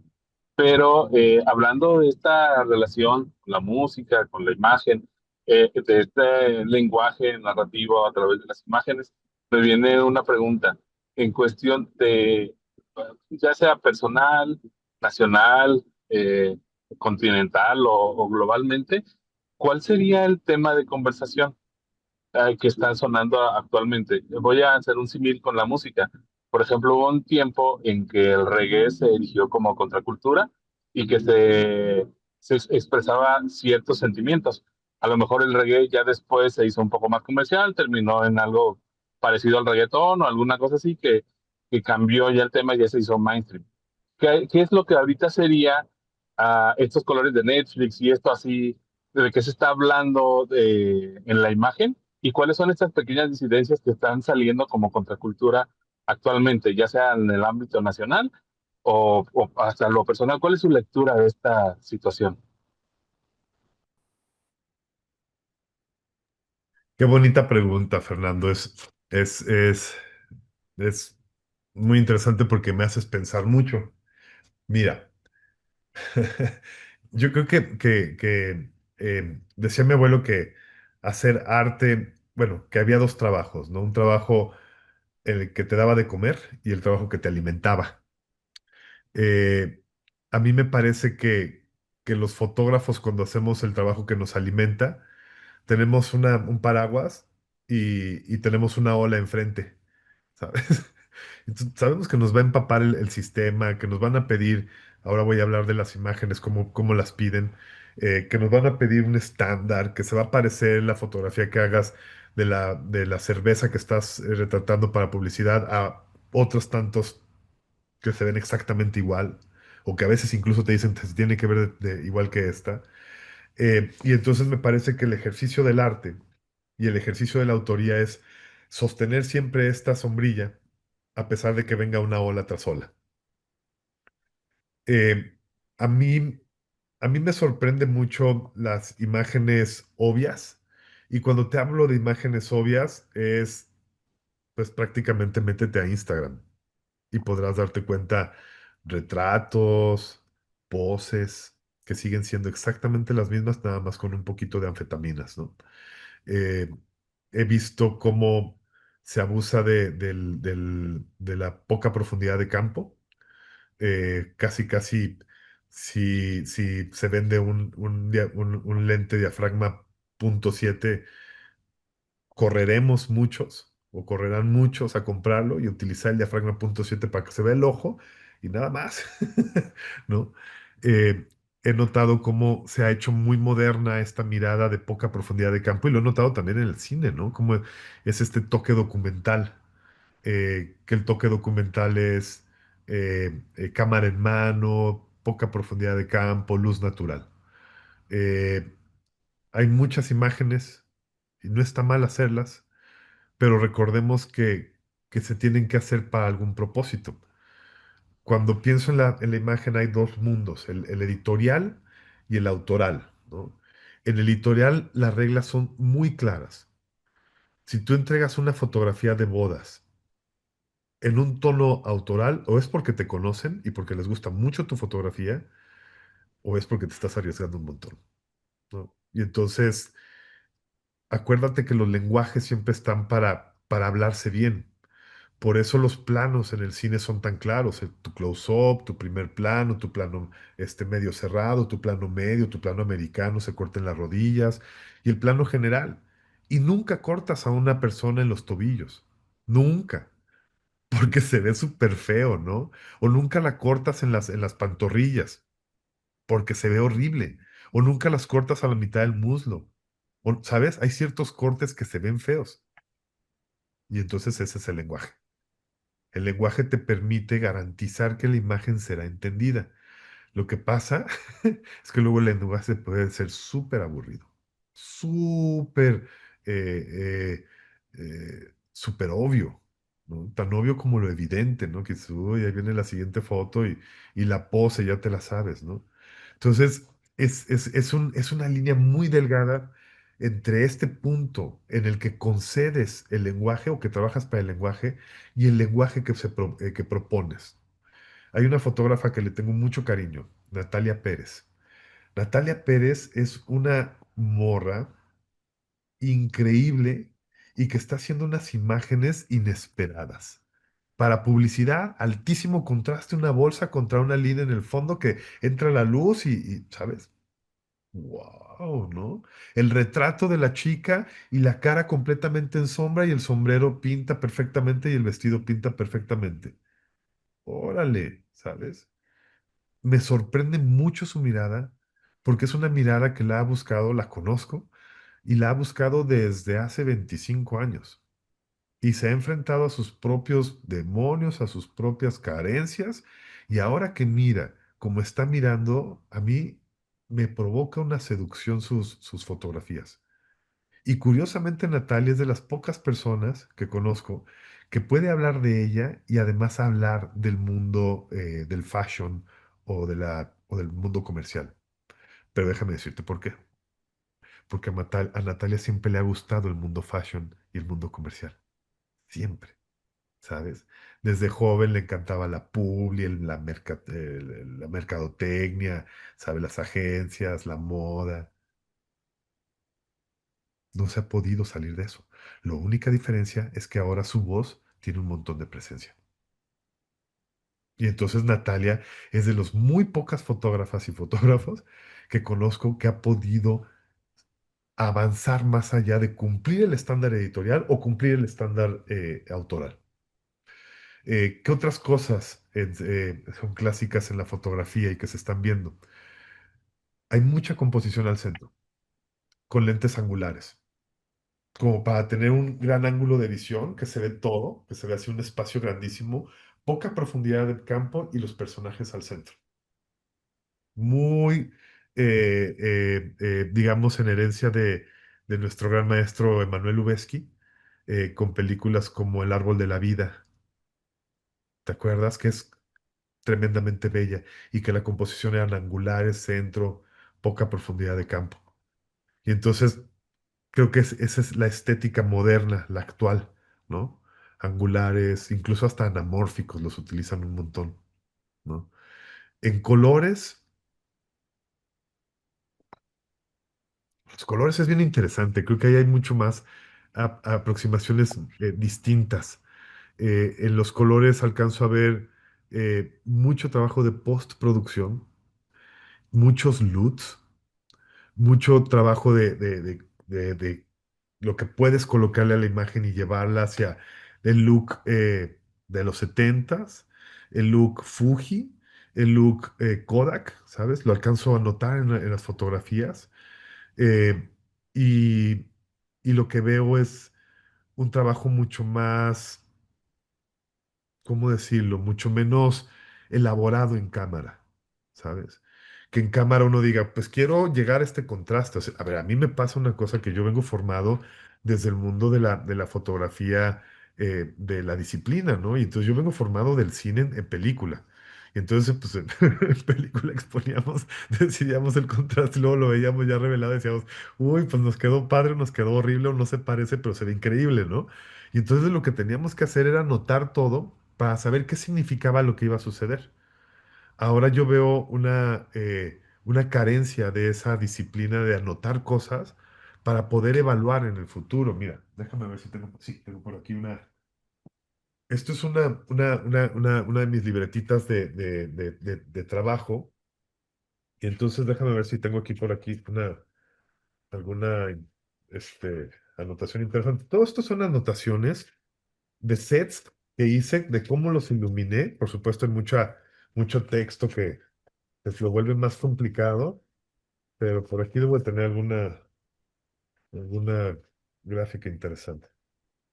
¿Verdad? Esta está interesante.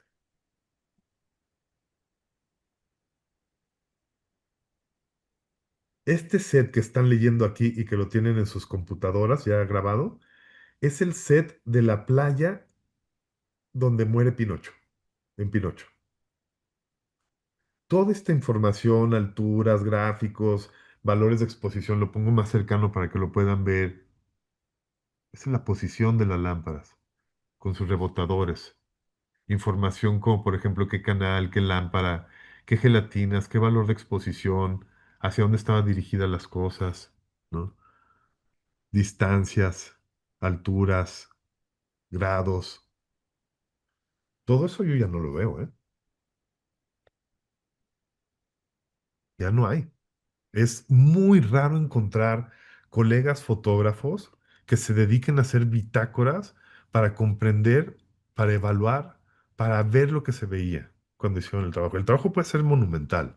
Yo no estoy juzgando para nada el trabajo. Hay un ojímetro fantástico, hay exposímetros, hay muchas cosas que hacen que nuestros trabajos sean sólidos.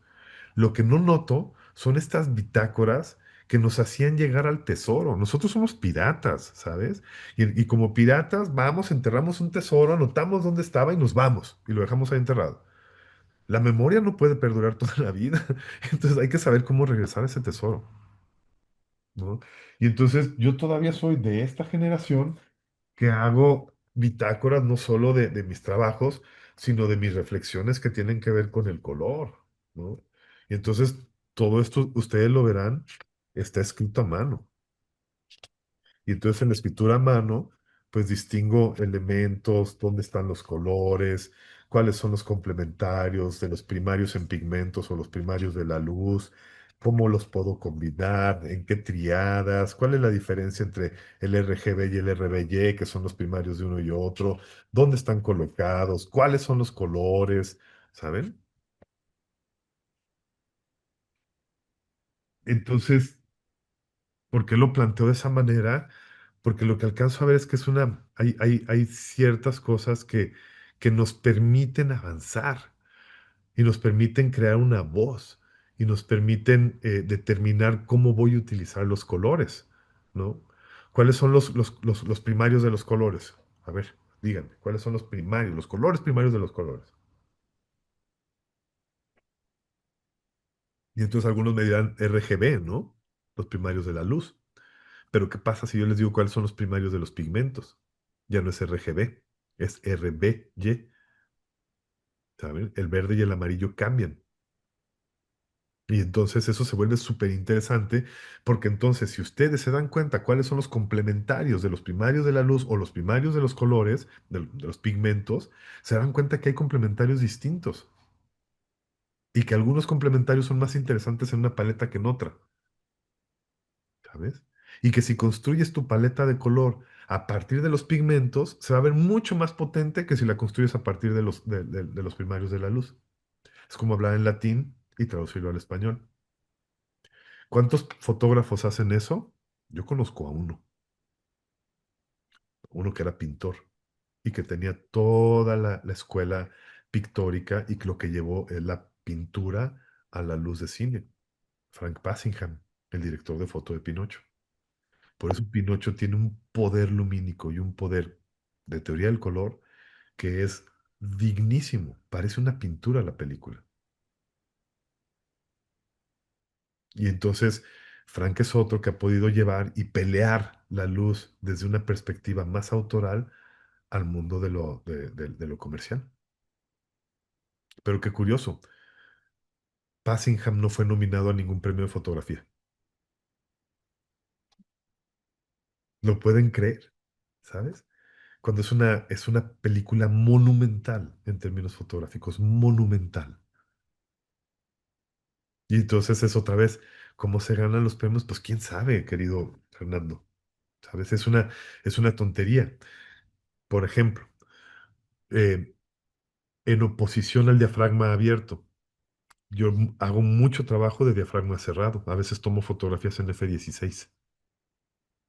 Y lo que me obliga el F16 es a utilizar correctamente los fondos y componer con fondos correctos. Y que los fondos tengan presencia, persistencia, fortaleza, elementos visuales que contribuyan a la imagen. Entonces tengo que evitar así botes de basura horribles, ¿sabes? Una paloma muerta, ¿no? Bueno, a lo mejor sí quiero una paloma muerta en la foto, pero, pero lo que quiero decir es que debo hacer muchas evaluaciones, lo cual vuelve más compleja la fotografía. Entonces, lo que creo es que a veces en la fotografía, para evitarse problemas, se hace más simple y se toman decisiones a partir de lo simple. Pónganselo como reto fotográfico. Salgan un día como reto fotográfico a tomar fotos en F16 y van a darse cuenta que qué horrible se vuelven las imágenes porque son demasiado retadoras, ¿no? Para que el fondo se vea bien y contribuya a la imagen. Pero cuando ves películas con diafragmas 16, que todo esté en foco y que se ve increíble, pues entonces uno agradece y dice, ah, caray, aquí hubo un cerebro que estuvo pensando, ¿no? Aquí hubo un equipo de arte que estuvo pensando. Aquí hay un fotógrafo que con su equipo diseñaron algo perfecto y todo contribuye a que la imagen funcione. Por eso la composición es importante. Entonces, creo que entre el mundo del diafragma abierto al diafragma cerrado, lo que obliga es un triángulo que se va haciendo más amplio a tomar decisiones mucho más eficientes. No es que esté peleado. Espero que eso haya contribuido un poco a contestar la pregunta, estimado Fernando. Sí, sí, sí, sí ayudé un poco. Sí, muchísimo. Muchas gracias. No hay por qué. Eh, ¿Alguien que quiera yo, hacer alguna otra pregunta? sí, Yo te yo tengo una pregunto. pregunta, maestro Michel. Échale. Eh, en el tema de las reglas que tiene la fotografía, se dice que a veces hay que, o muchas veces hay que romperlas.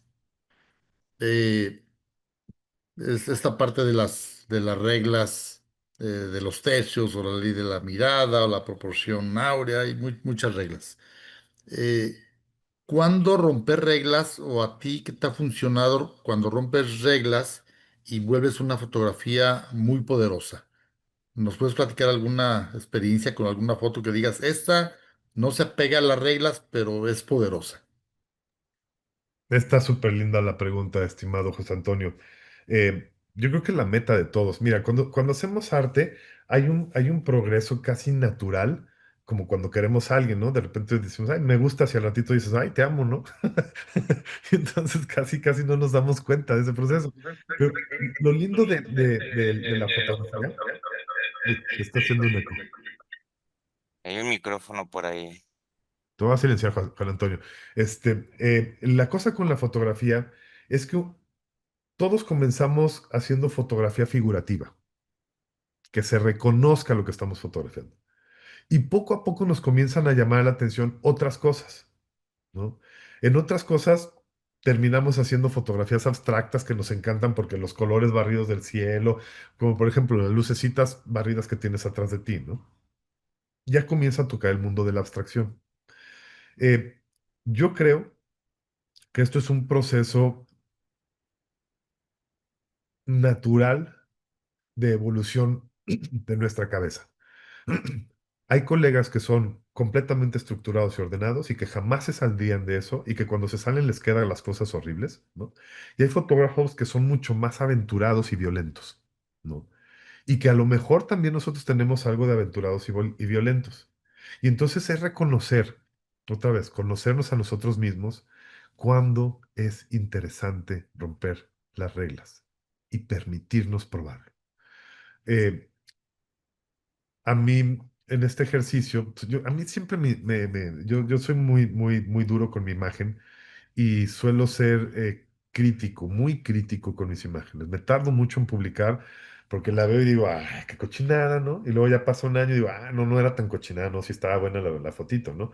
Y entonces soy terrible, me tiro latigazos durísimos, pero creo que eso es un poco lo que hacemos los que hacemos o procuramos hacer arte, ¿no? Ser exigentes con nuestro trabajo y no nada más estar mandando vacas comiendo pasto ahí al frente de la guerra, ¿no?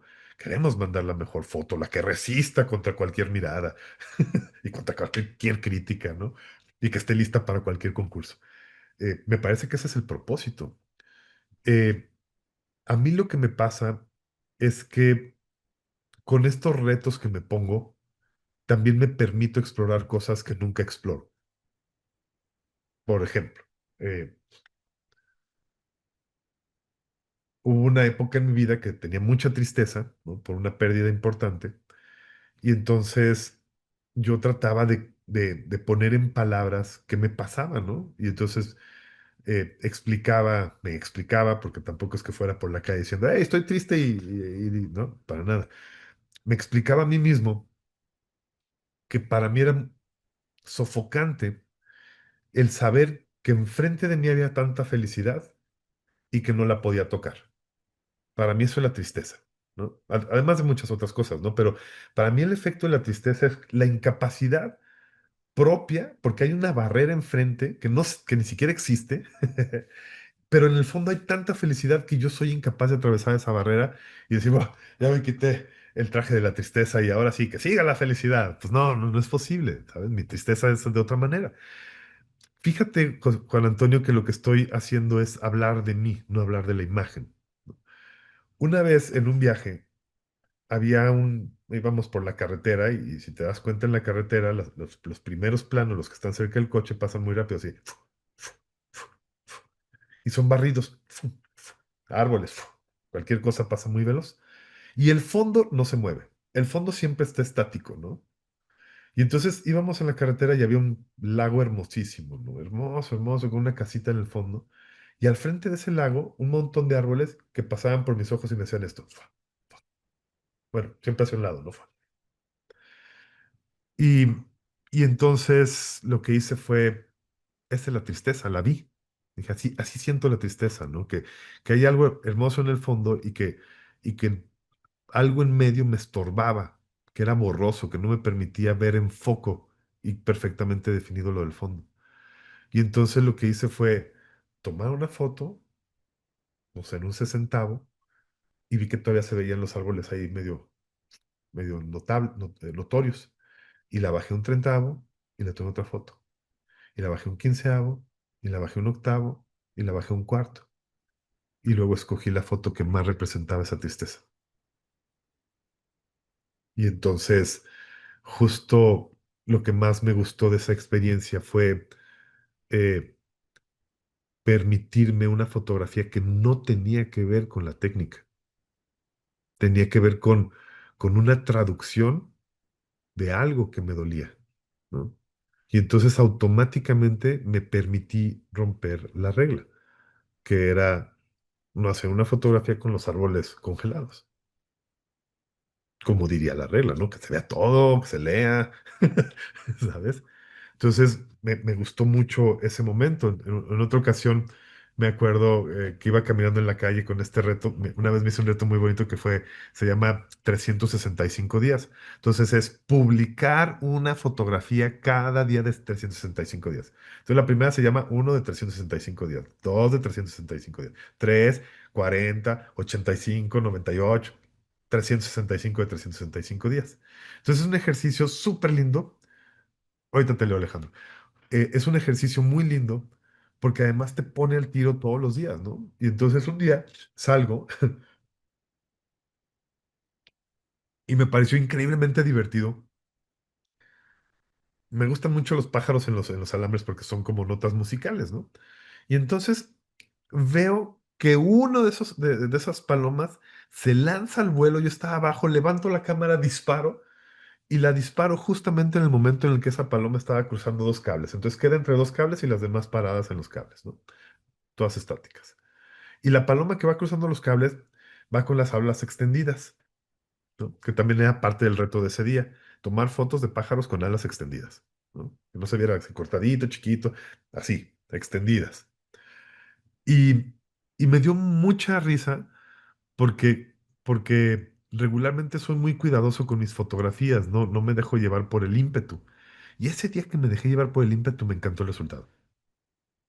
Y la fotografía, en el cuadro de abajo, están aquí los pájaros, es una vertical. Entonces están aquí abajito y el otro pájaro está por acá, que no tiene nada de composición, así de tercios nada, nada, nada, no tiene nada.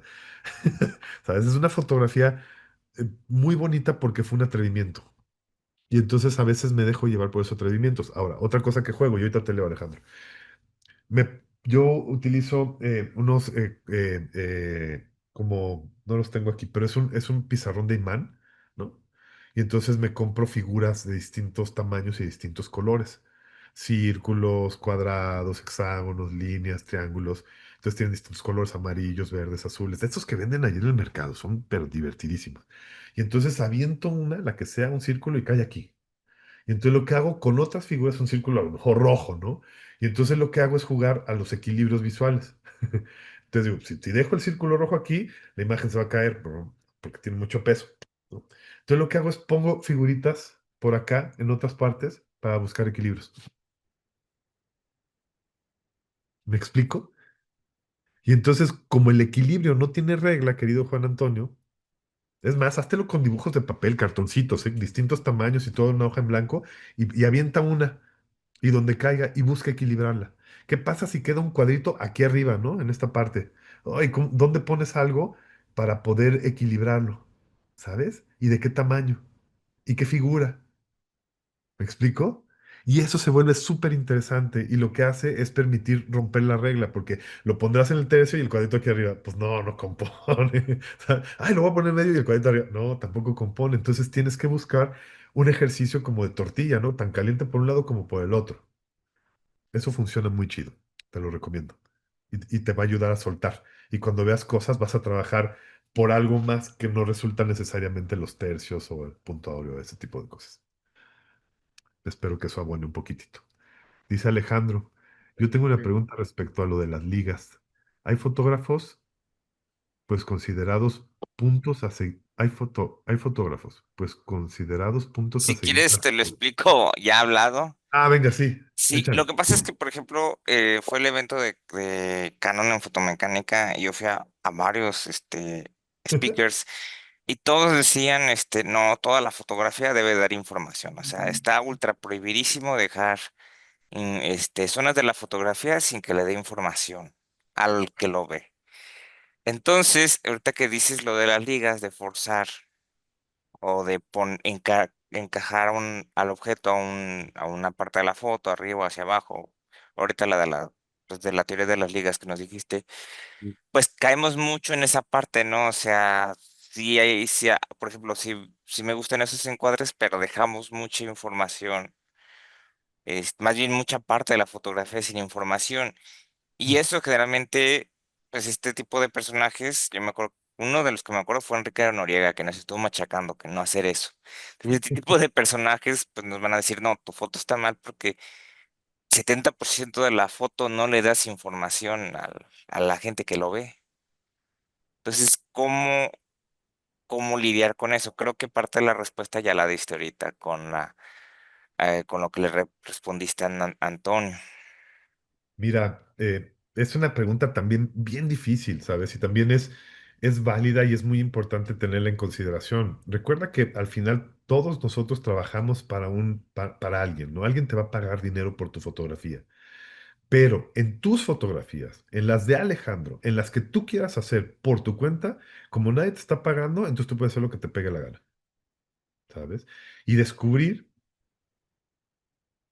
ahí, cuando hacemos luz, hay tres razones por las que hacemos luz. Dramatizar, que es dónde coloca la lámpara. La lámpara se puede poner, o sea, si ustedes piensan en la luz es muy fácil, el iluminar es muy fácil, colocar al menos las luces. Ustedes son la cámara, están enfrente, yo soy el sujeto, ¿sabes? Y hay una relación de quien observa y dónde está el sujeto. Y la lámpara puede estar alrededor de mí, en el eje horizontal. Entonces, como ustedes están viendo desde la cámara, si la pongo de frente, me va a iluminar los 180 grados de mi cara, ¿verdad? Y entonces va a haber luz frontal. Pero si la muevo a la izquierda, la luz va a tener una dirección y va a generar un pedacito en sombra, ¿no? Va a iluminar desde acá hasta acá, pero ustedes no ven esta parte de atrás de la oreja. Entonces, esto es lo que ve porque es frontal a la lámpara, ¿no? Pero entonces, para el punto de vista de la cámara, vemos esto y tenemos una proporción de luz contra una proporción de sombra. Si yo esta lámpara la sigo moviendo, te fijas cómo ahora está casi de mi lado, ilumina la mitad de mi cara y esta parte no. Entonces, es un poco como la luna, ¿no? Conforme se va moviendo el sol, va iluminando una proporción y va dejando otra proporción en sombra. A eso se le llama dramatismo, ¿no? Cuando hay más sombra, hay más dramatismo, que también se controla por el nivel de contraste. Puede ser una sombra muy sutil, menos dramática, o una sombra muy negra, muy dramática. Como las películas de ¿cómo se llama? Del cine negro, ¿no? Que sale el malo de una esquina, se le ve la mitad de la cara, la otra mitad está oscura, pues sabemos que es el malo, ¿no? Porque es un lenguaje clásico. Y entonces, para iluminar, entonces decidimos ponerlo en un eje horizontal o en un eje vertical. Si te fijas, hay una esfera alrededor de mí, que soy el iluminado, que soy el que van a iluminar. Y entonces tú puedes poner las lámparas en cualquier parte de esa esfera y eso va a generar un efecto dramático. Entonces, cuando iluminamos, tenemos que considerar tres cosas. El dramatismo, punto. Uno, que ese es lo primero, porque vamos a controlar la cantidad de sombras, la proporción de sombras que va a establecer la proporción de drama. Dos, bueno, la lectura la voy a dejar al final. La jerarquización.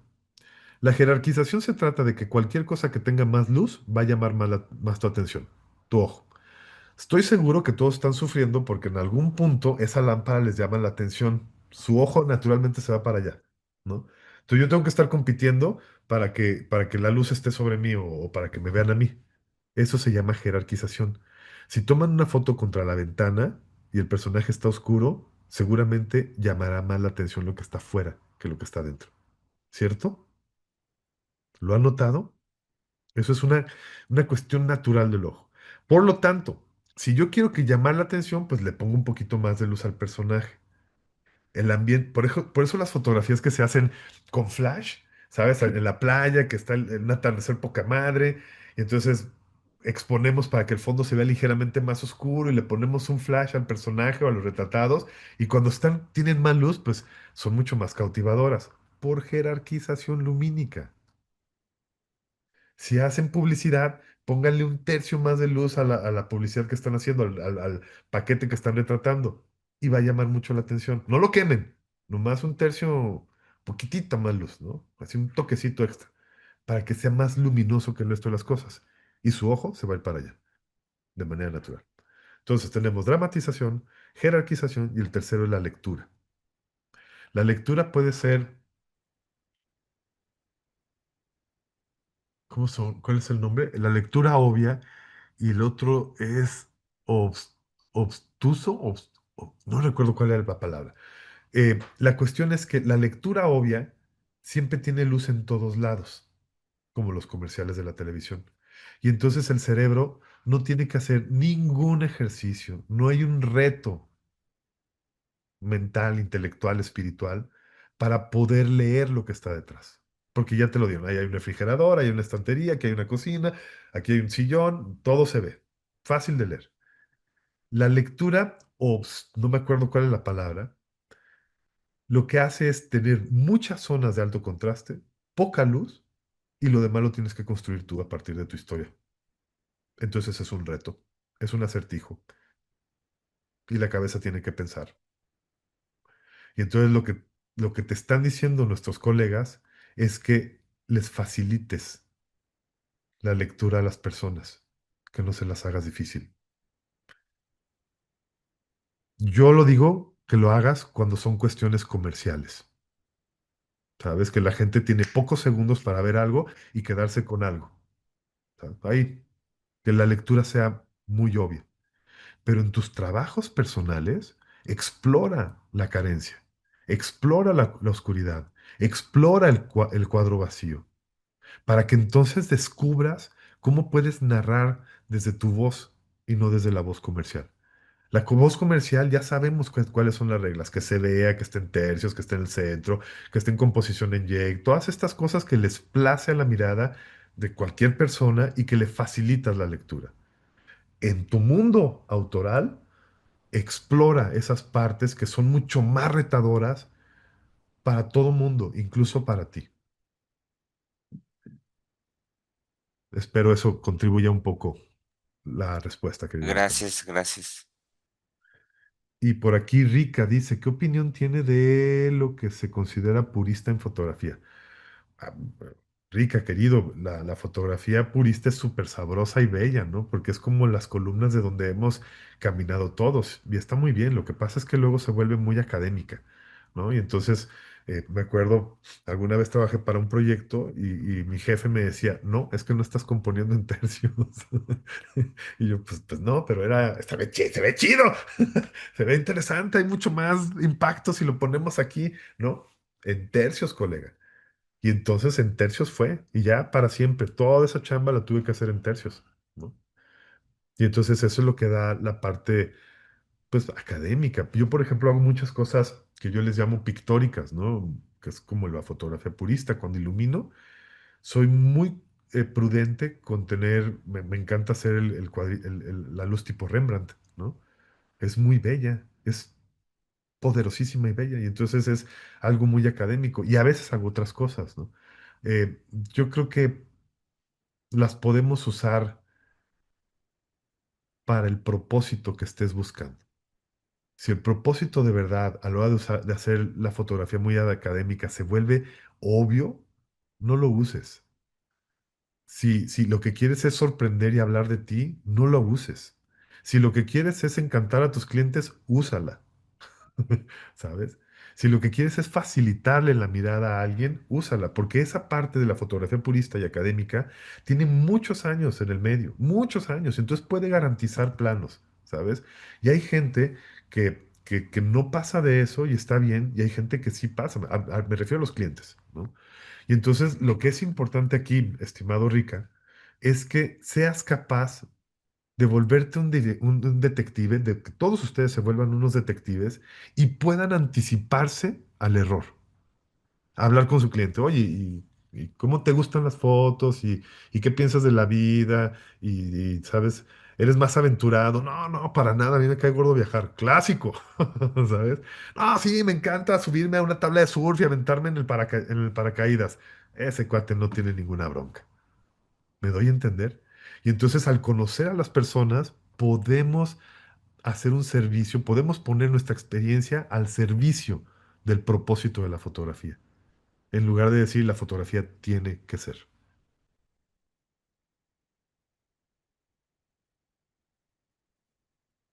¿Alguna otra pregunta, queridos colegas? ¿Algo que quieran compartir ustedes? Estamos a punto de llegar a a las 2 horas de charla. Qué chido. Espero no estarlos durmiendo.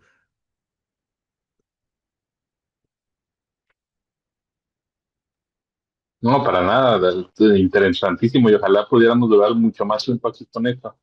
Eh, Me gustaría saber, precisamente para continuar con esta charla, talleres, dónde podemos saber más de su trabajo y de podernos seguir formándonos con esto. Por supuesto. Muchas gracias, Fernando, por la pregunta. Eh, por fin terminé varios proyectos que tenía y voy a empezar una etapa de talleres. Hay un taller en particular que es un taller muy largo que apenas voy a lanzar. Es la 12ª o 13ª edición. Es un taller especializado en iluminación. Es iluminación para cine, iluminación para fotografía, son las columnas vertebrales que tienen que ver con iluminación, diseño de iluminación, fotometría, colorimetría, teoría del color y ya, ¿no? Lo lanzo en agosto, pero también quiero hacer pequeños proyectos pequeñitos, ¿no? Porque este es un taller de 8 semanas, 32 horas y honestamente es caro, ¿no? Pero es muy bueno. Si a alguien le interesa, podemos platicar y buscamos las maneras, ¿no? Cuando digo es muy caro, es 9,600 pesos IVA incluido. Entonces, para 8 semanas no se vuelve tan caro y solamente son 13 personas. Pero estoy planeando también hacer proyectos pequeños, por ejemplo, teoría del color y dedicarnos 4 clases de 2 horas cada una a hablar de teoría del color, 4 clases de composición, como pequeños sets. ¿Dónde los van a estar publicados? Seguramente en las historias de Instagram. Y por ahí hay una página en Facebook que es Michelle Amado, que es de los de Me Gusta, en donde regularmente voy a estar publicando las cosas que voy a presentar. Sin duda me encantaría poder colaborar con ustedes. Si en algún punto ven que podemos hacer algo por este lado, ¿saben? Y no sé, nos podemos inventar, ya lo platicaré con Juan Antonio.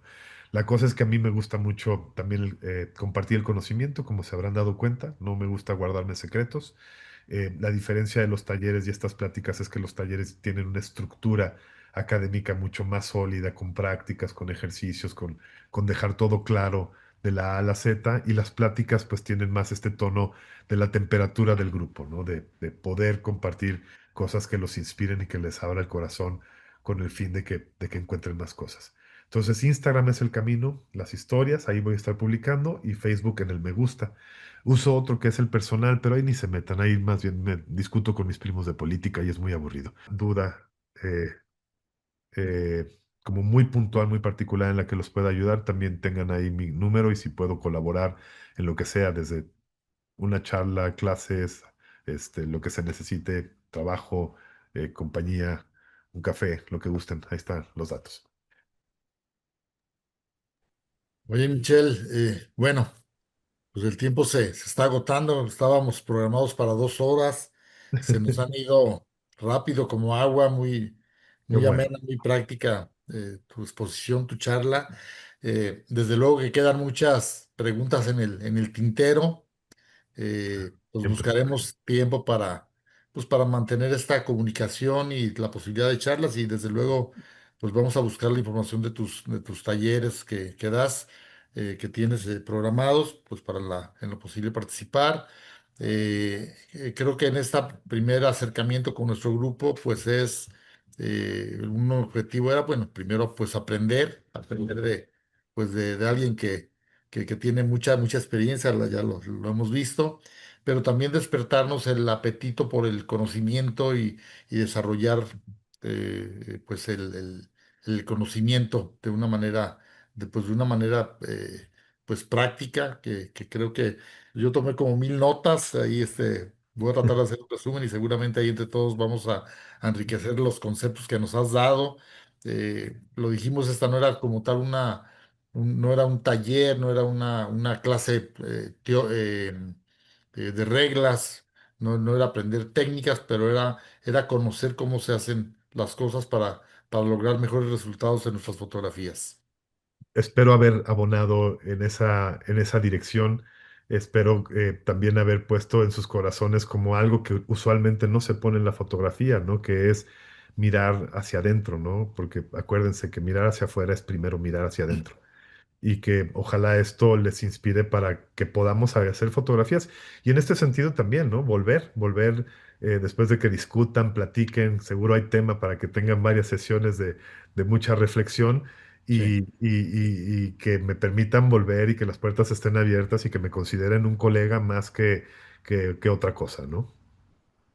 No, pues te queremos agradecer a nombre del grupo, tu tiempo, tus conceptos, tus ideas, haber abierto tu corazón con este grupo que nos apasiona esta actividad, este arte también, ¿verdad?